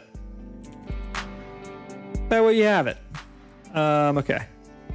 Earth 1. And so earth 1 is going to be earth 10. Element is going to be earth. Charge time 10, 4. We can make it a little farther, and like 12 or something. Doesn't matter. Okay. So then what I'm going to do, I have the total magic list. Arya has a certain number of spells. That should do it. That should exist now. And make sure that I didn't lose it somehow. Okay. I just need to drag the earth spell. All right, let's give that a go. All right, so ultimately now, based on which magic spells they have, the right elements should populate. So Lara has 0. Should be nothing. And then, oh, I broke it. Okay, so get the element, index element does not appear on base string. Okay, because, okay, so I need to get node path. Okay, so ultimately I'm looking at, interesting. Let me look at the output here. How far did I get? Okay, so I'm comparing resources in my total magic list with text. Okay, I need to do this a lot smarter. What I need to do then is not this. I need to say if magic in magic list total magic list dot keys, which should return an array of strings. Okay, so it should return all those, and then if magic and magic list, print magic, and append magic, which would just be a string. What I should do is append magic. Let's see. I should append total magic list magic like this. And that should return the value from the dictionary. Okay. That should be much better. Let's see what we got. Okay, magic, nothing. Okay. It broke. Let's see what we got. Output. Fire. Okay, so it did populate the magic. So it did get through the magic. What it didn't like. Okay. And then I have an array. Okay, that's good. Attached elements. Those are the right elements, which is fantastic. So we're getting there. And then it didn't like. What didn't it like? Okay. So load elements.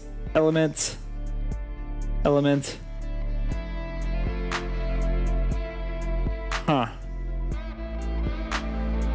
Let me try it again, because I have the resource. I'm trying to load the resource.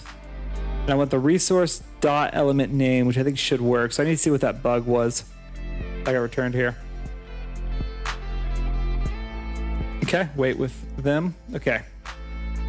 Invalid index element name on base resource magic spell. Okay, because it's just element. It's not element name. And I'm looking at the... okay. I see. I'm actually looking at the resource here. So what I need to do is dot element. And that, if I do that, that should work in as far as returning all of the elements. What it's going to do though is it's going to return 2 of each, right? So for fire 1, fire 2, water 1, water 2, what I expect is to have 2 fires and 2 waters in this list here, if it works. Did not work because invalid index element name on base nil. Okay, so ultimately everything is null that time. Interesting. Okay, so I pull the value. Let me go to my element here. So dot element should be a property of this. So I'm going to total magic list magic, which should pull this resource. Fire 2, water 2, whatever. Oh, look at that. They are empty. Huh, I must have edited them.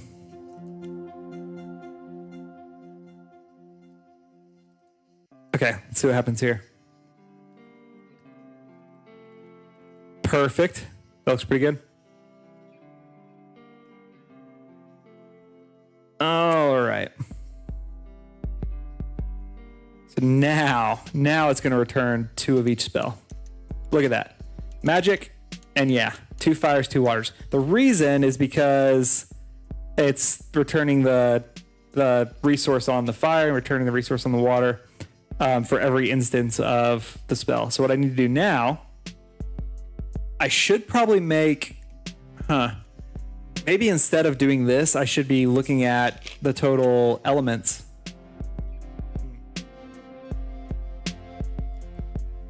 I would think in an array, it's probably easy to get a unique value. Let me just look at the array function here and see if there's a get unique values. I may have to put it in a dictionary. That would also do it. Let's see. Unique. Nope. Maybe there's not an array. An array. Let's see what we got. I'm guessing that duplicates the array and not checks for duplicates. Returns in a copy, yeah. Okay. Filter. Returns a new array with the elements for which the method is returned true. Okay. Yes. That probably works. I would just have to build a filter here. What about reduce? Takes 2 arguments, the current value of a cum. No, definitely not reduce. Not looking for count. What I want to do is just take all of the unique values, right? So like in my array right now, I have fire twice and water twice. So you can see these are the same. What I want to do is take this array and remove duplicate values, right? I want to go down to unique values only. I think filter is the right thing for that. I'm just trying to think of how I would formulate that filter. And it could be like, hey, look at the filter, look at all the other values in the array. If you don't see them, return true. If you do see them, return false. And I think that would work. So that would be filter. Filter. And so, yeah, I could say, hey, filter this array. And I could say filter.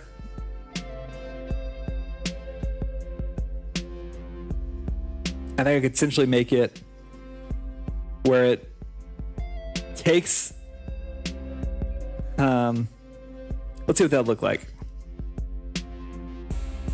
Oh, interesting. Wait, I have a magic list too? Where in the world did that come from?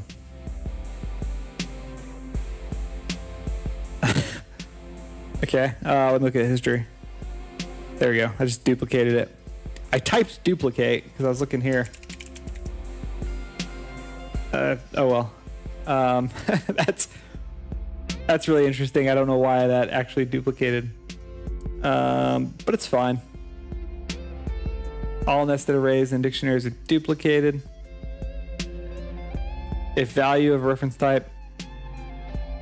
Okay. Let's see. Here's what I'm gonna do. For this one, I'm gonna go to ChatGPT and I'm gonna say, hey, define a filter that removes, that only leaves unique values in an array. This is, I think, a good use of ChatGPT here. Let's see what it says. So let me go back to my magic list here. And so I'm gonna have a function that's gonna be function filter array. And I'm gonna have the array, right? So I'll have, we'll call it original array.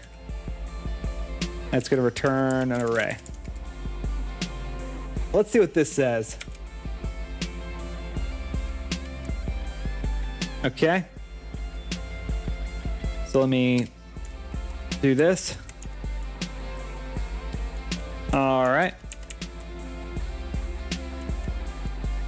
I don't know how good this is right now, but we can fix it up, I imagine. Okay, so all this does is it says, hey, for the value in the original array, if unique values dot find value is equal to -1.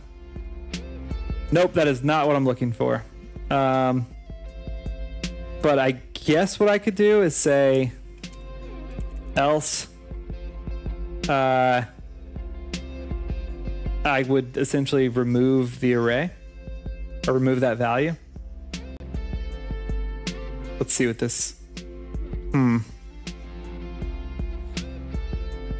I don't think that's going to quite. So it's erase, right? Removes the first. Yeah, so I think I could erase. I guess that's pretty close. So then else, I would erase value. So it'd be original array dot erase the value, and then it would keep going. And that should return only the unique values, right? Let me see. If unique values dot find, I don't think that works. Oh, you know what? Actually, I don't need that. Because that does. It adds it. Okay, so if it doesn't find it, adds it. Otherwise, it doesn't add it. It really is that simple. Okay, so that's good. Then what I can do, so I don't need to do like a filter necessarily. I can just say here, filter, I can say attached elements equals filter array attached elements. That might be all I have to do.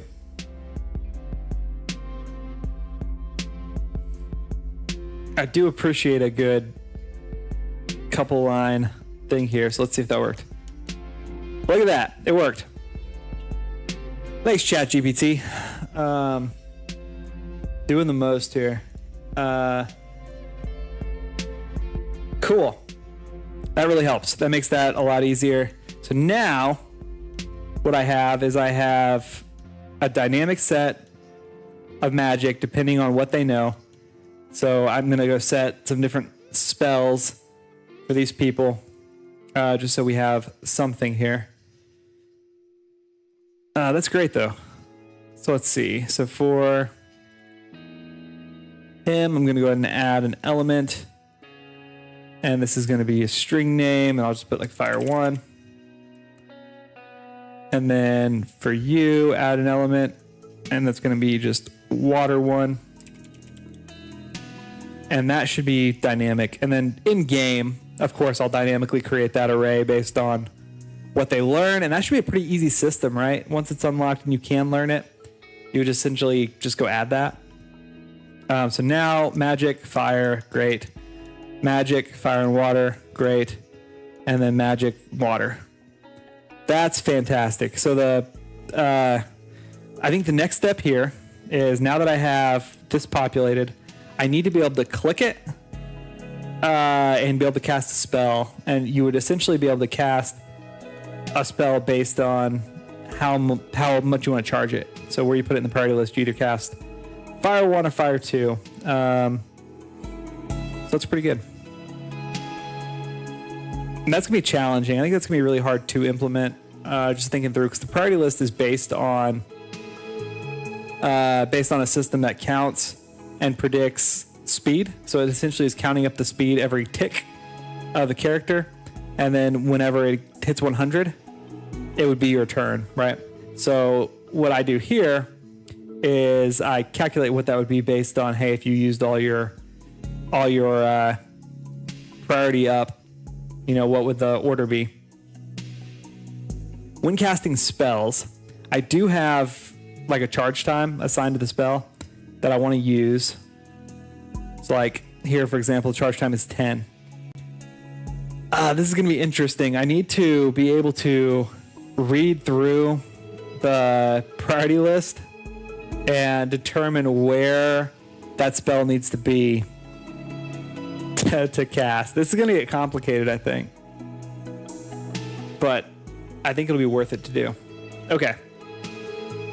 For now, what I'm going to do is, let's make these items, when I select them, cast something. Excuse me, that's kind of the first step here. Okay, so for magic, let's see. So yeah, that just opens up the list, and then I have magic list. I need to pull the selected value. Let me go to this documentation. I imagine there's there's probably a node here. Yeah, item activated or item clicked. What do we got? So item activated is triggered when specified list is activated by double clicking it. Item clicked is triggered when the specified item has been clicked with any mouse button, okay? Item selected is triggered when it's been selected, which I think is the same as highlighted here. All right. Maybe not. Maybe, okay, so it's somewhere between item selected and item clicked. So when I select an item, what should happen?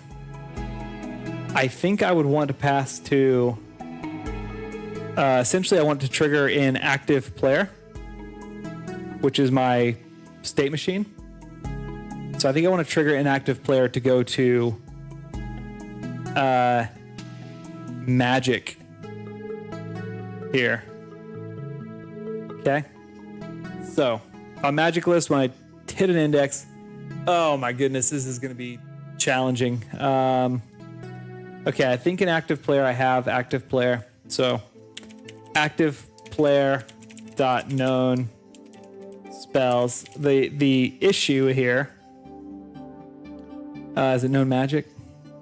The issue here is that I'm returning elements, right? So part of the gameplay, I want the UI to stay super simple. But at the same time, I want to be able to kind of do really complex spells.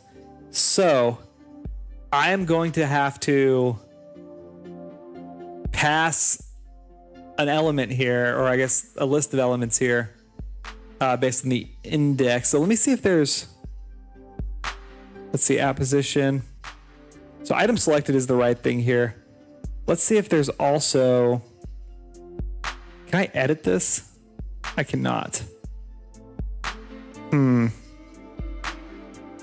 It just returns the index number. Oh, you know what? I could just pass the index, the full value of this item list regularly. Let's do that. I can pass that back to active player. So ultimately, I need to go pull what items are in here. Let's see what we got.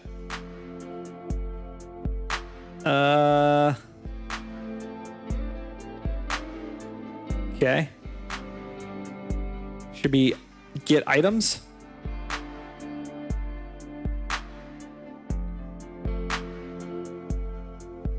Item count. For sure. Yeah, I'm really excited about this system. I think this system's going to be really cool and really allow me just to expand. And I mean, you're going to be able to use so many different types of magic, right? Just by combining different magics and stuff. I think it'll be a pretty cool system. Feel free to submit them. I actually have a Discord, right? Let's see. I don't know if it'll work on YouTube. It maybe will. Let's see if that works. Otherwise, I can do it like this, and I think it should be pushed over to YouTube. Let me know if that comes your way. I do have a Discord though, and let's see if it works. Invite invalid. That's not good. Let me update that really quick. And what I should do is just set a channel for like ideas. Sure, yeah. Let me real quick update that to be the right Discord thing here. Let me check. One moment. Let me go pull the invite list. Copy that, and then go back here into my command. It is a pretty new Discord, so there's not a lot of people in it yet. I'm not advertising it or pushing it too hard because I'm just, doing fun. But that is a really good use for Discord. Hey, BWAG, how's it going? Let me push you the new link. Okay, that's the new link. That one should work. Oh, interesting. My Discord just decided to update, which I guess is fine. Okay, so there you go.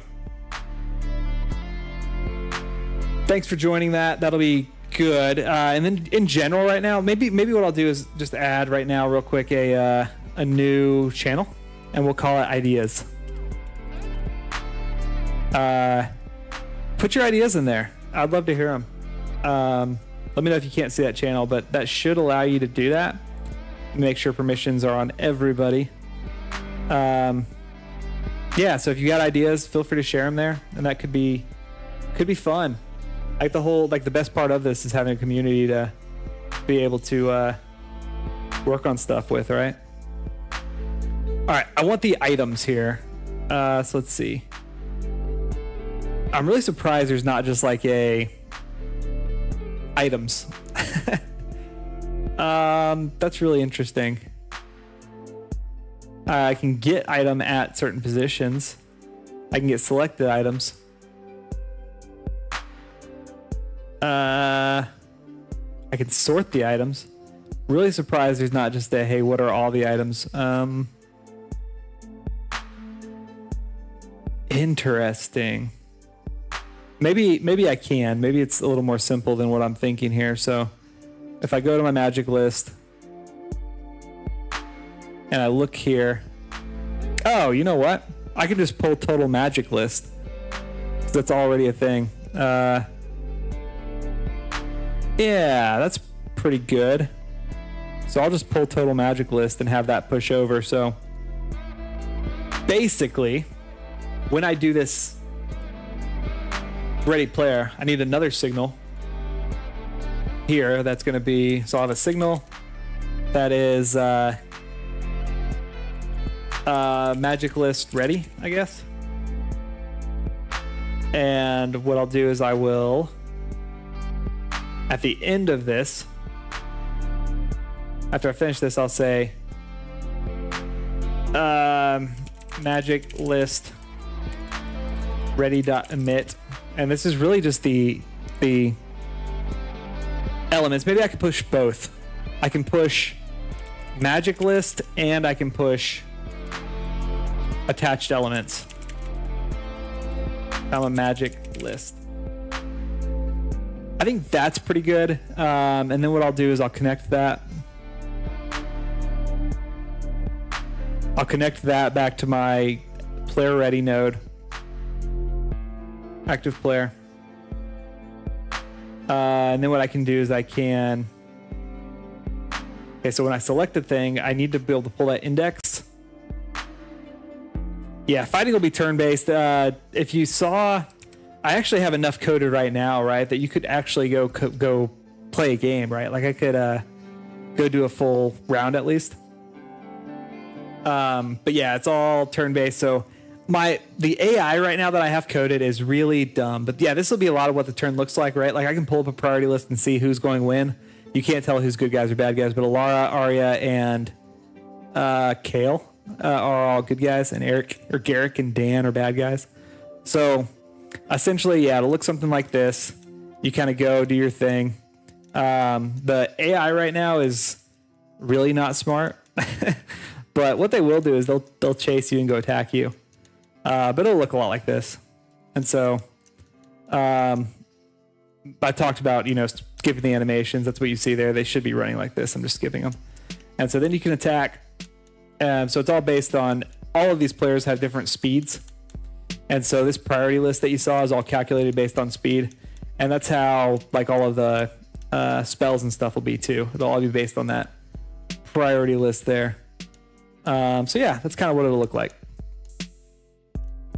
And yeah, should be fun. So then what you can do is, like, if you have magic and you're casting different magic, you can have two characters, if they're going to go in time, go cast two different spells at the same time and kind of get some combination, which should help, possibly, kind of randomly maybe, allow them both to learn a combined spell.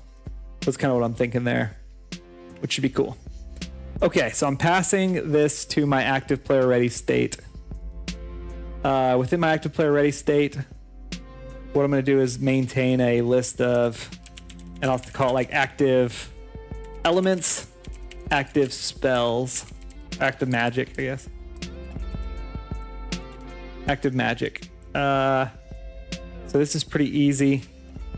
I'm going to say elements, magic. I think I got that backwards. I'll confirm real quick. Attached elements, magic list. Hey, I actually got that. I'm going to copy this so the names are the same, just so when I'm searching for them down the road, I can find them. Okay. And then I want active elements equals attached elements, active magic equals magic list. Okay, so that gives me all of the elements that the player has and all of the magic the player has. But then what I can do is on here, when one selected, for now, let's print, just so we can see this. I'll selected, and then we'll say Exactly. Yeah, yeah. Very good. Yep. So yeah, so essentially, yeah, if you had fire and earth, that'd probably create some kind of lava spells. If you use stronger ones, you might have stronger ones. And you could probably get pretty interesting, right? If you had, because ultimately, yeah, you can combine, if you have 5 characters, 5 different spells at the same time. So I think I'm going to keep it pretty open and try to have where every combination of spells does something different, which is going to be a lot, but I think it's going to be worth it. And that's where I really think ChatGPT is going to really help, right? In pulling together what all those are. And then I could tweak it, right? So I think it could generate the initial list, though, and I could play with it. Plus all of the help in Discord, that sounds like you've got some good ideas. Could be good. Okay, so then I would select attached elements index. So this should return when I do this now. Let's see. Oh, sorry. Something like that. Attached elements. Oh, not attached elements. Active elements. Okay, so ultimately there, that should work. And now I should print selected and print what value. And it's going to be in here. The value I get out of that is showing that I'm actively able to pass the right element to my state machine. So if I do this, I should get fire. I did. It returned the thing, but actually, let's wait real quick. I don't think it did it when I clicked it. I think it did it when I highlighted it. Let's confirm. Yeah.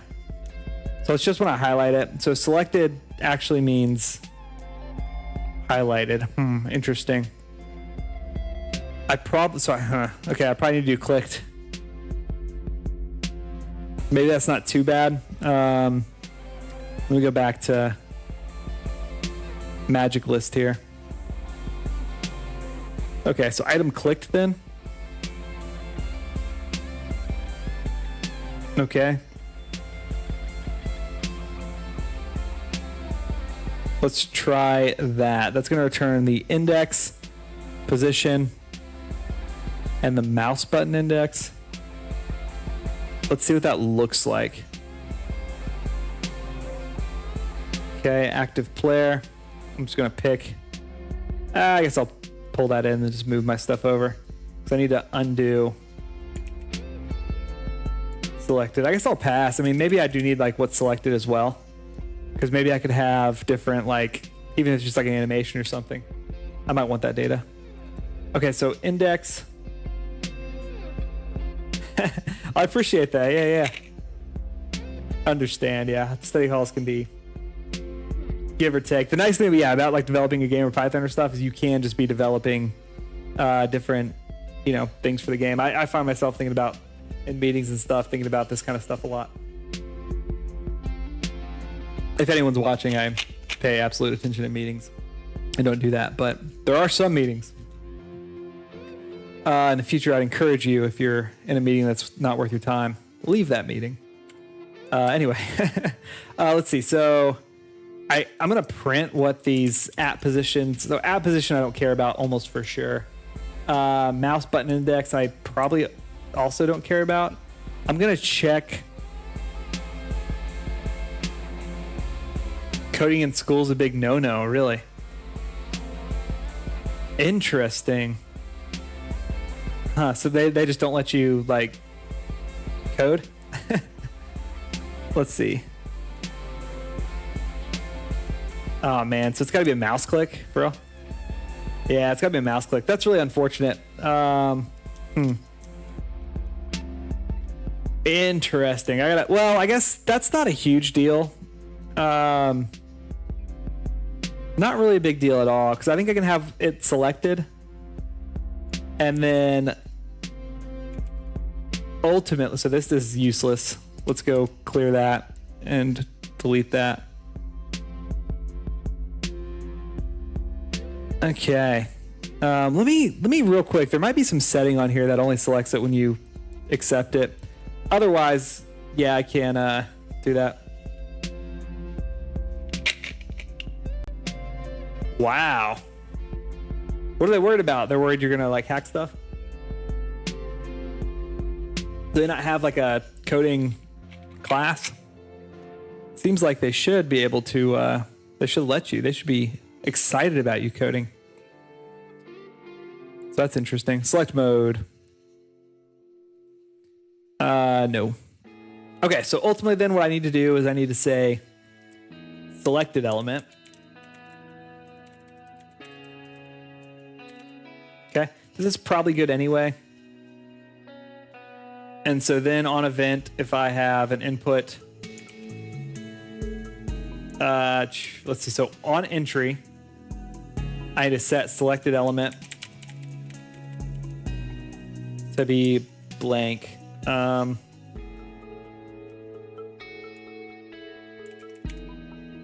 Damage the computer, okay. Well, that's annoying. Well, hopefully, you know, you're a senior, I think you said. So yeah, in college, that'll be much better. You can do what you want with your time. No programming classes. I really think schools need to embrace technology. I don't think like any engineering degree at this point or any STEM really in anything, if you don't know how to program, I think it's going to be a real crutch. So yeah, I think schools really need to embrace that. My school, I went to a really small school in Oklahoma. I didn't necessarily have a coding class, but I did have like a robotics class where I taught myself a lot of LabVIEW and other stuff. And that was so useful. Coming from like a small school, especially where we didn't really have that, I didn't really even know what engineering was. Just having that opportunity to see what programming was like, right? It was huge. I wish all schools were required to teach more STEM and useful things like programming. Coding is, there's a shortage, right? I mean, if you are a good like computer science or developer, like you can go a long way. So.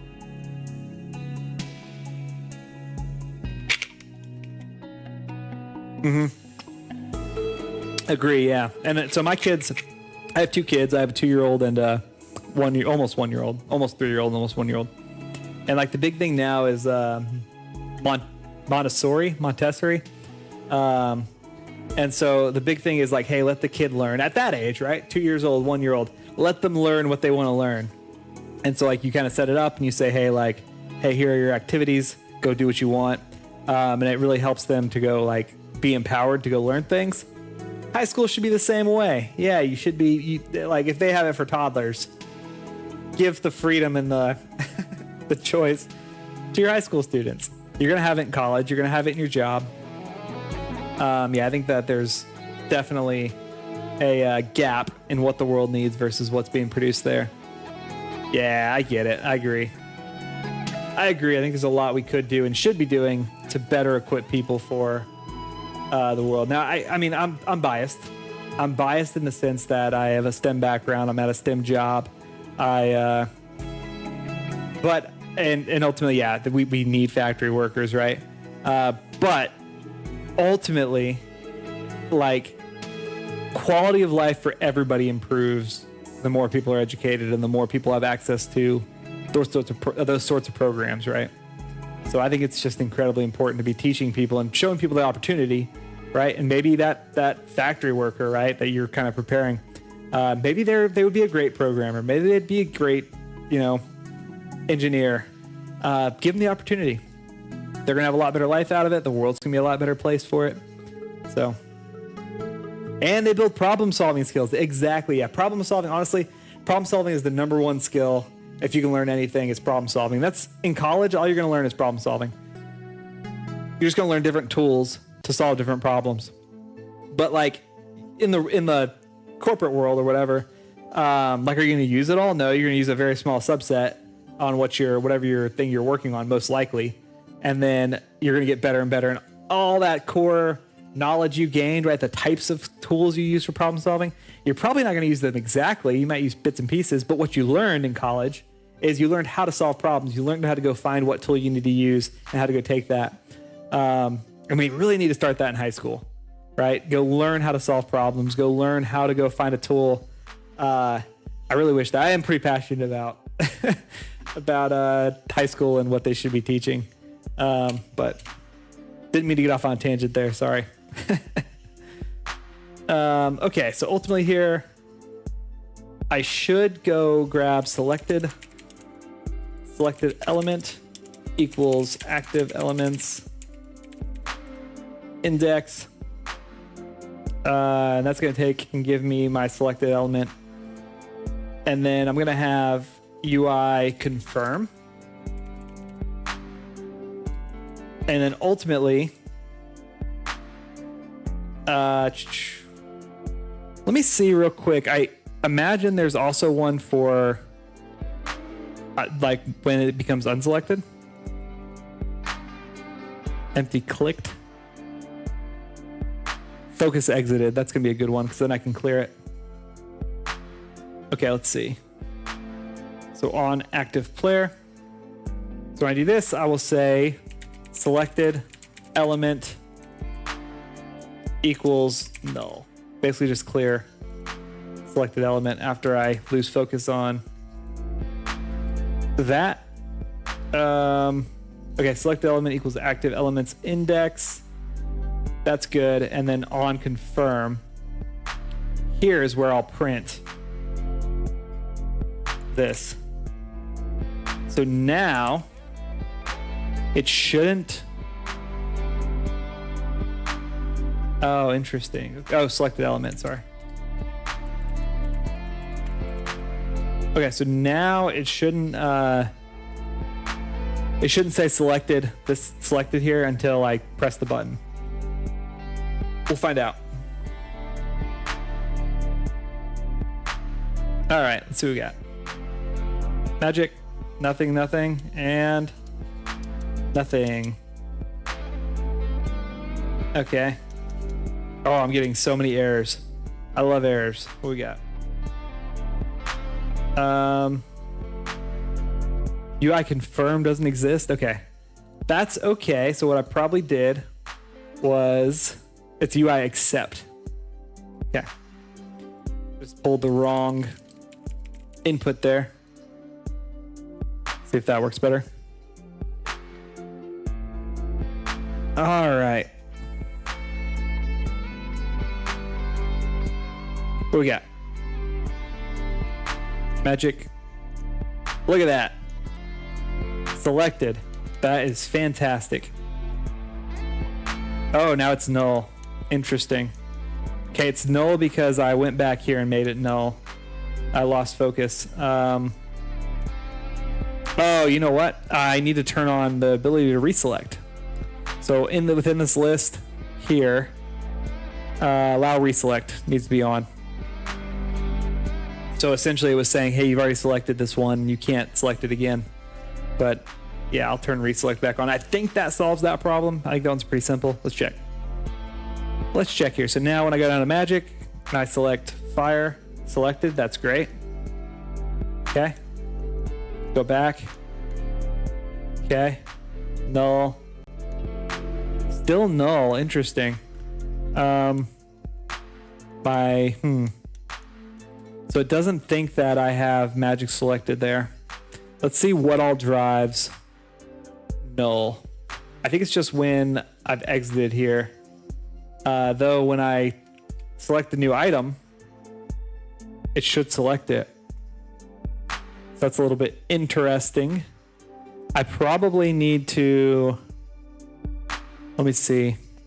I can also pass a on focus, like on focus entered, back to this, and when focus is entered, it shouldn't, I shouldn't need to because I should have this. Let me do this real quick. So I need to say this and selected element. That'll keep me from pressing it when it's null. I'm gonna comment this out for now, but I do need to remember to add that code. The other side of that is my focus is exiting. What I'm going to do here is print, let's see. So if toggled on, grab focus. Okay. In my process here, I'm going to say print focus mode, not focus mode. has focus. Okay, that should tell me when I have focus of this square or this menu. I'm kind of thinking that it's possible I don't have focus on this square all the time or this menu all the time. Let's find out. Okay, so it's gonna say false. I'm gonna click magic and it's gonna say true. Okay, that's good. Now when I go back, it's gonna say false. And when I click magic again, true. Interesting, but that is still null. So, focus is working correctly. That's so interesting. So it's not select. Oh, because it's staying selected. Okay. I think I can manage that. Ultimately, then on this magic list, when I click away on magic toggled, else, I think if I cancel, does it unclick? Probably. So else, what I should do is unselect anything. There should be like a deselect. Deselect, look at that, deselect all. Okay. Else, deselect all. That should now deselect everything every time I exit the magic menu. We'll find out. Let me clear this. Okay. I broke it. Let me. Just trying to change code too fast. Try it again.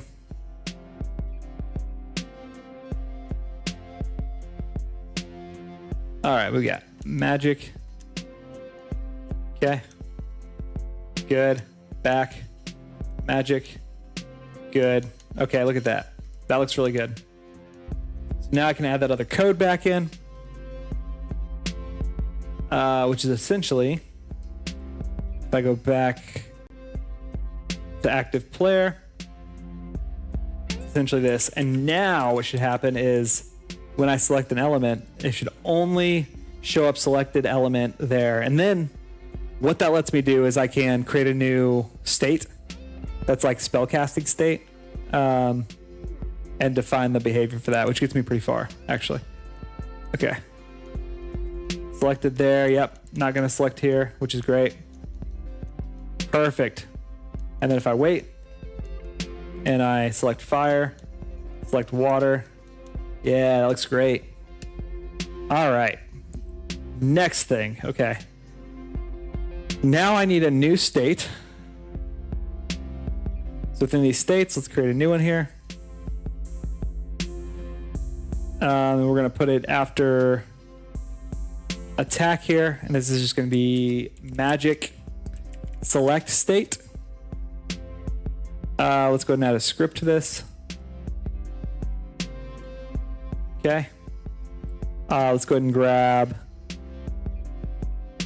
maybe within active player, that's okay. Ultimately, I may need these because I might need to pull the magic list at least. Let's do that. I don't need magic list selected. Priority list direction select. Okay, nope, don't need that. You know, actually, this is a lot. Let's go back and do within confirm attack, or maybe attack select. This is probably a better one to pull from because it's gonna pull like all of my ranges and stuff, which is gonna be important. Okay.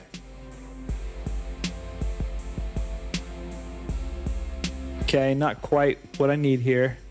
So let's go ahead and clear. We'll call these magic. Select entered, target player. Magic canceled. Call these magic select entered. This is good. Let's see. What else I got? Magic canceled.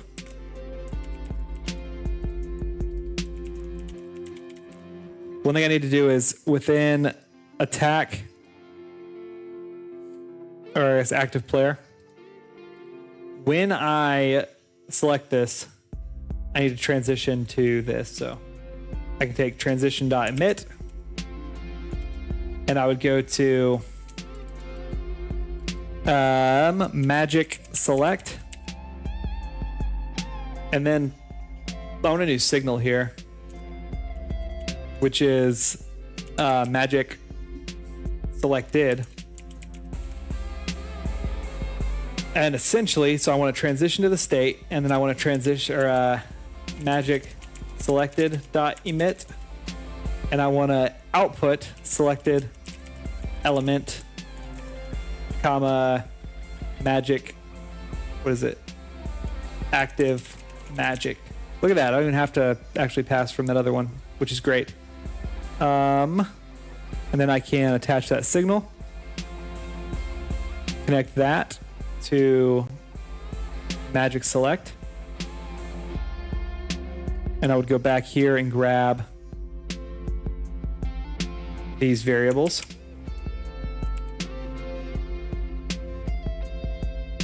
Okay, that's fine for now. Okay, that looks good. Do I need the player? I do probably need the player.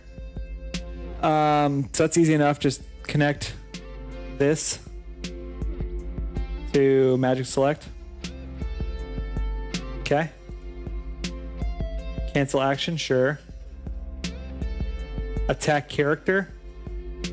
This is gonna be, I'm gonna need it, but I'm gonna go ahead and comment it out right now because I'm adding a lot. Get magic reach instead of, and this is gonna be element. Selected element. Okay, that's one interesting thing here. I need to figure out. Okay, I'm gonna comment this out right now. So this is actually gonna be selected magic. I need to figure out like when I want to put it. Cause I guess you would say like, hey, what level of magic do you want to cast after you pick your element? I do need to highlight target cells, but I need this get magic reach, which I'm guessing is just in here somewhere. Just like player.attack range, I guess, right now. Which is fine. Let me see reach. I don't actually use that anywhere, so I'm actually kind of surprised. Okay, let's get rid of a lot of this right now. I'm just gonna pass on pretty much everything. Okay. World. Let's go to magic select and select a world node. Okay. That'll solve that. Oh, okay. All right. And then let's just do this right now. So it stays pretty simple right now. And I think that's good. I do want to print here. Let's print selected element, just making sure that everything gets through. Selected element, print active, or magic. It's going to be active magic. All right, that looks pretty good.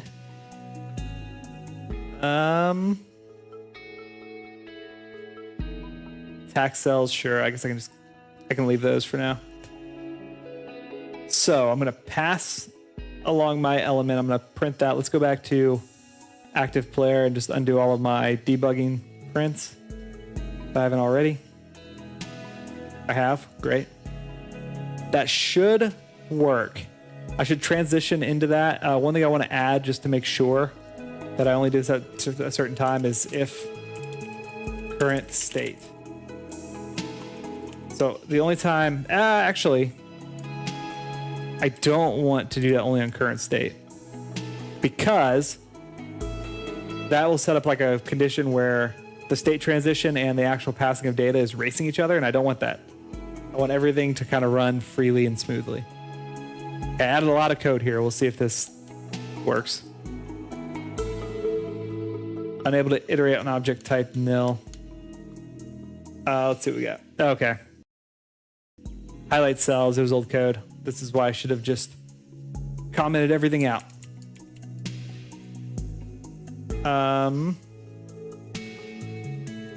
It's fine. Try this again.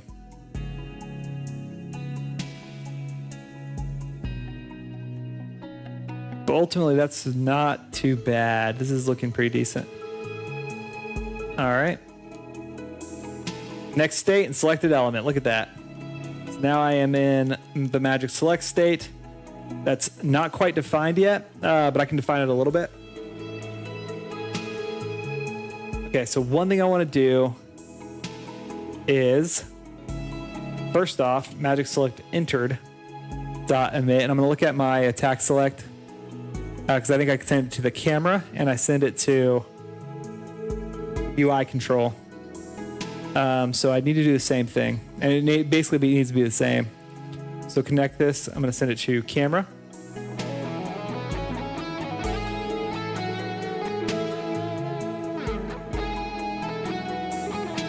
All right.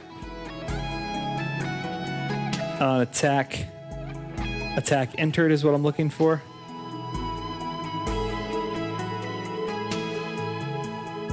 On attack select, yep.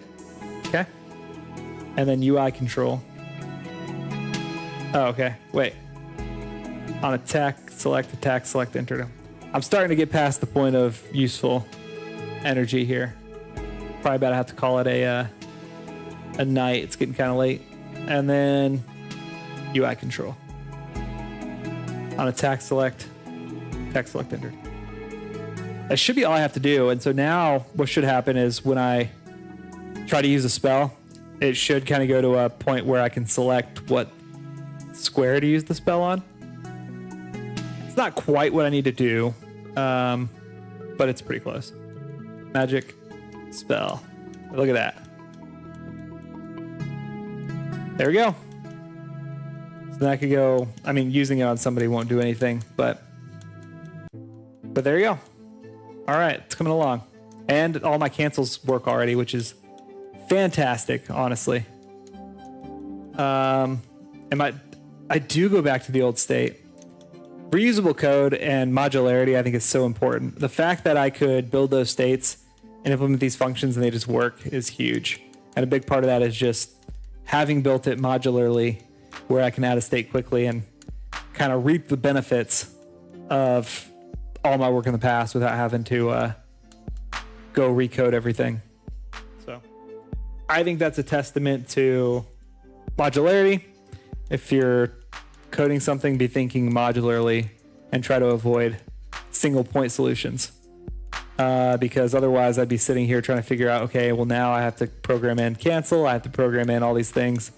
And this way it just works. And you just have it. That way you have it. Okay. This looks great though. I'm pretty happy with it overall.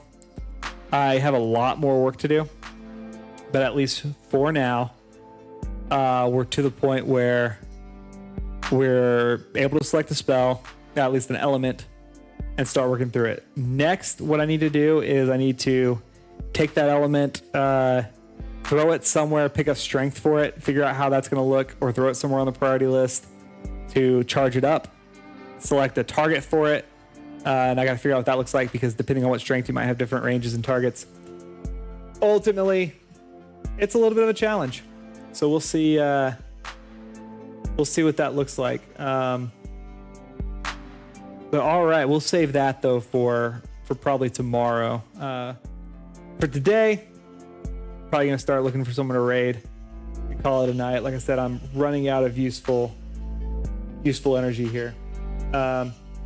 All right, I'm gonna raid Potato Games. I do like Potato Games. They're working on some pretty interesting games here. So thanks. Glad you enjoyed it. Had a good time talking to you. Best of luck. Yeah, I hope your animations go well, and I hope you're able to make a lot of progress there. Let's see. All right. So yeah, get to this raid. Give them a hey guys, and we'll talk soon. Yeah. All right. Good night, everyone.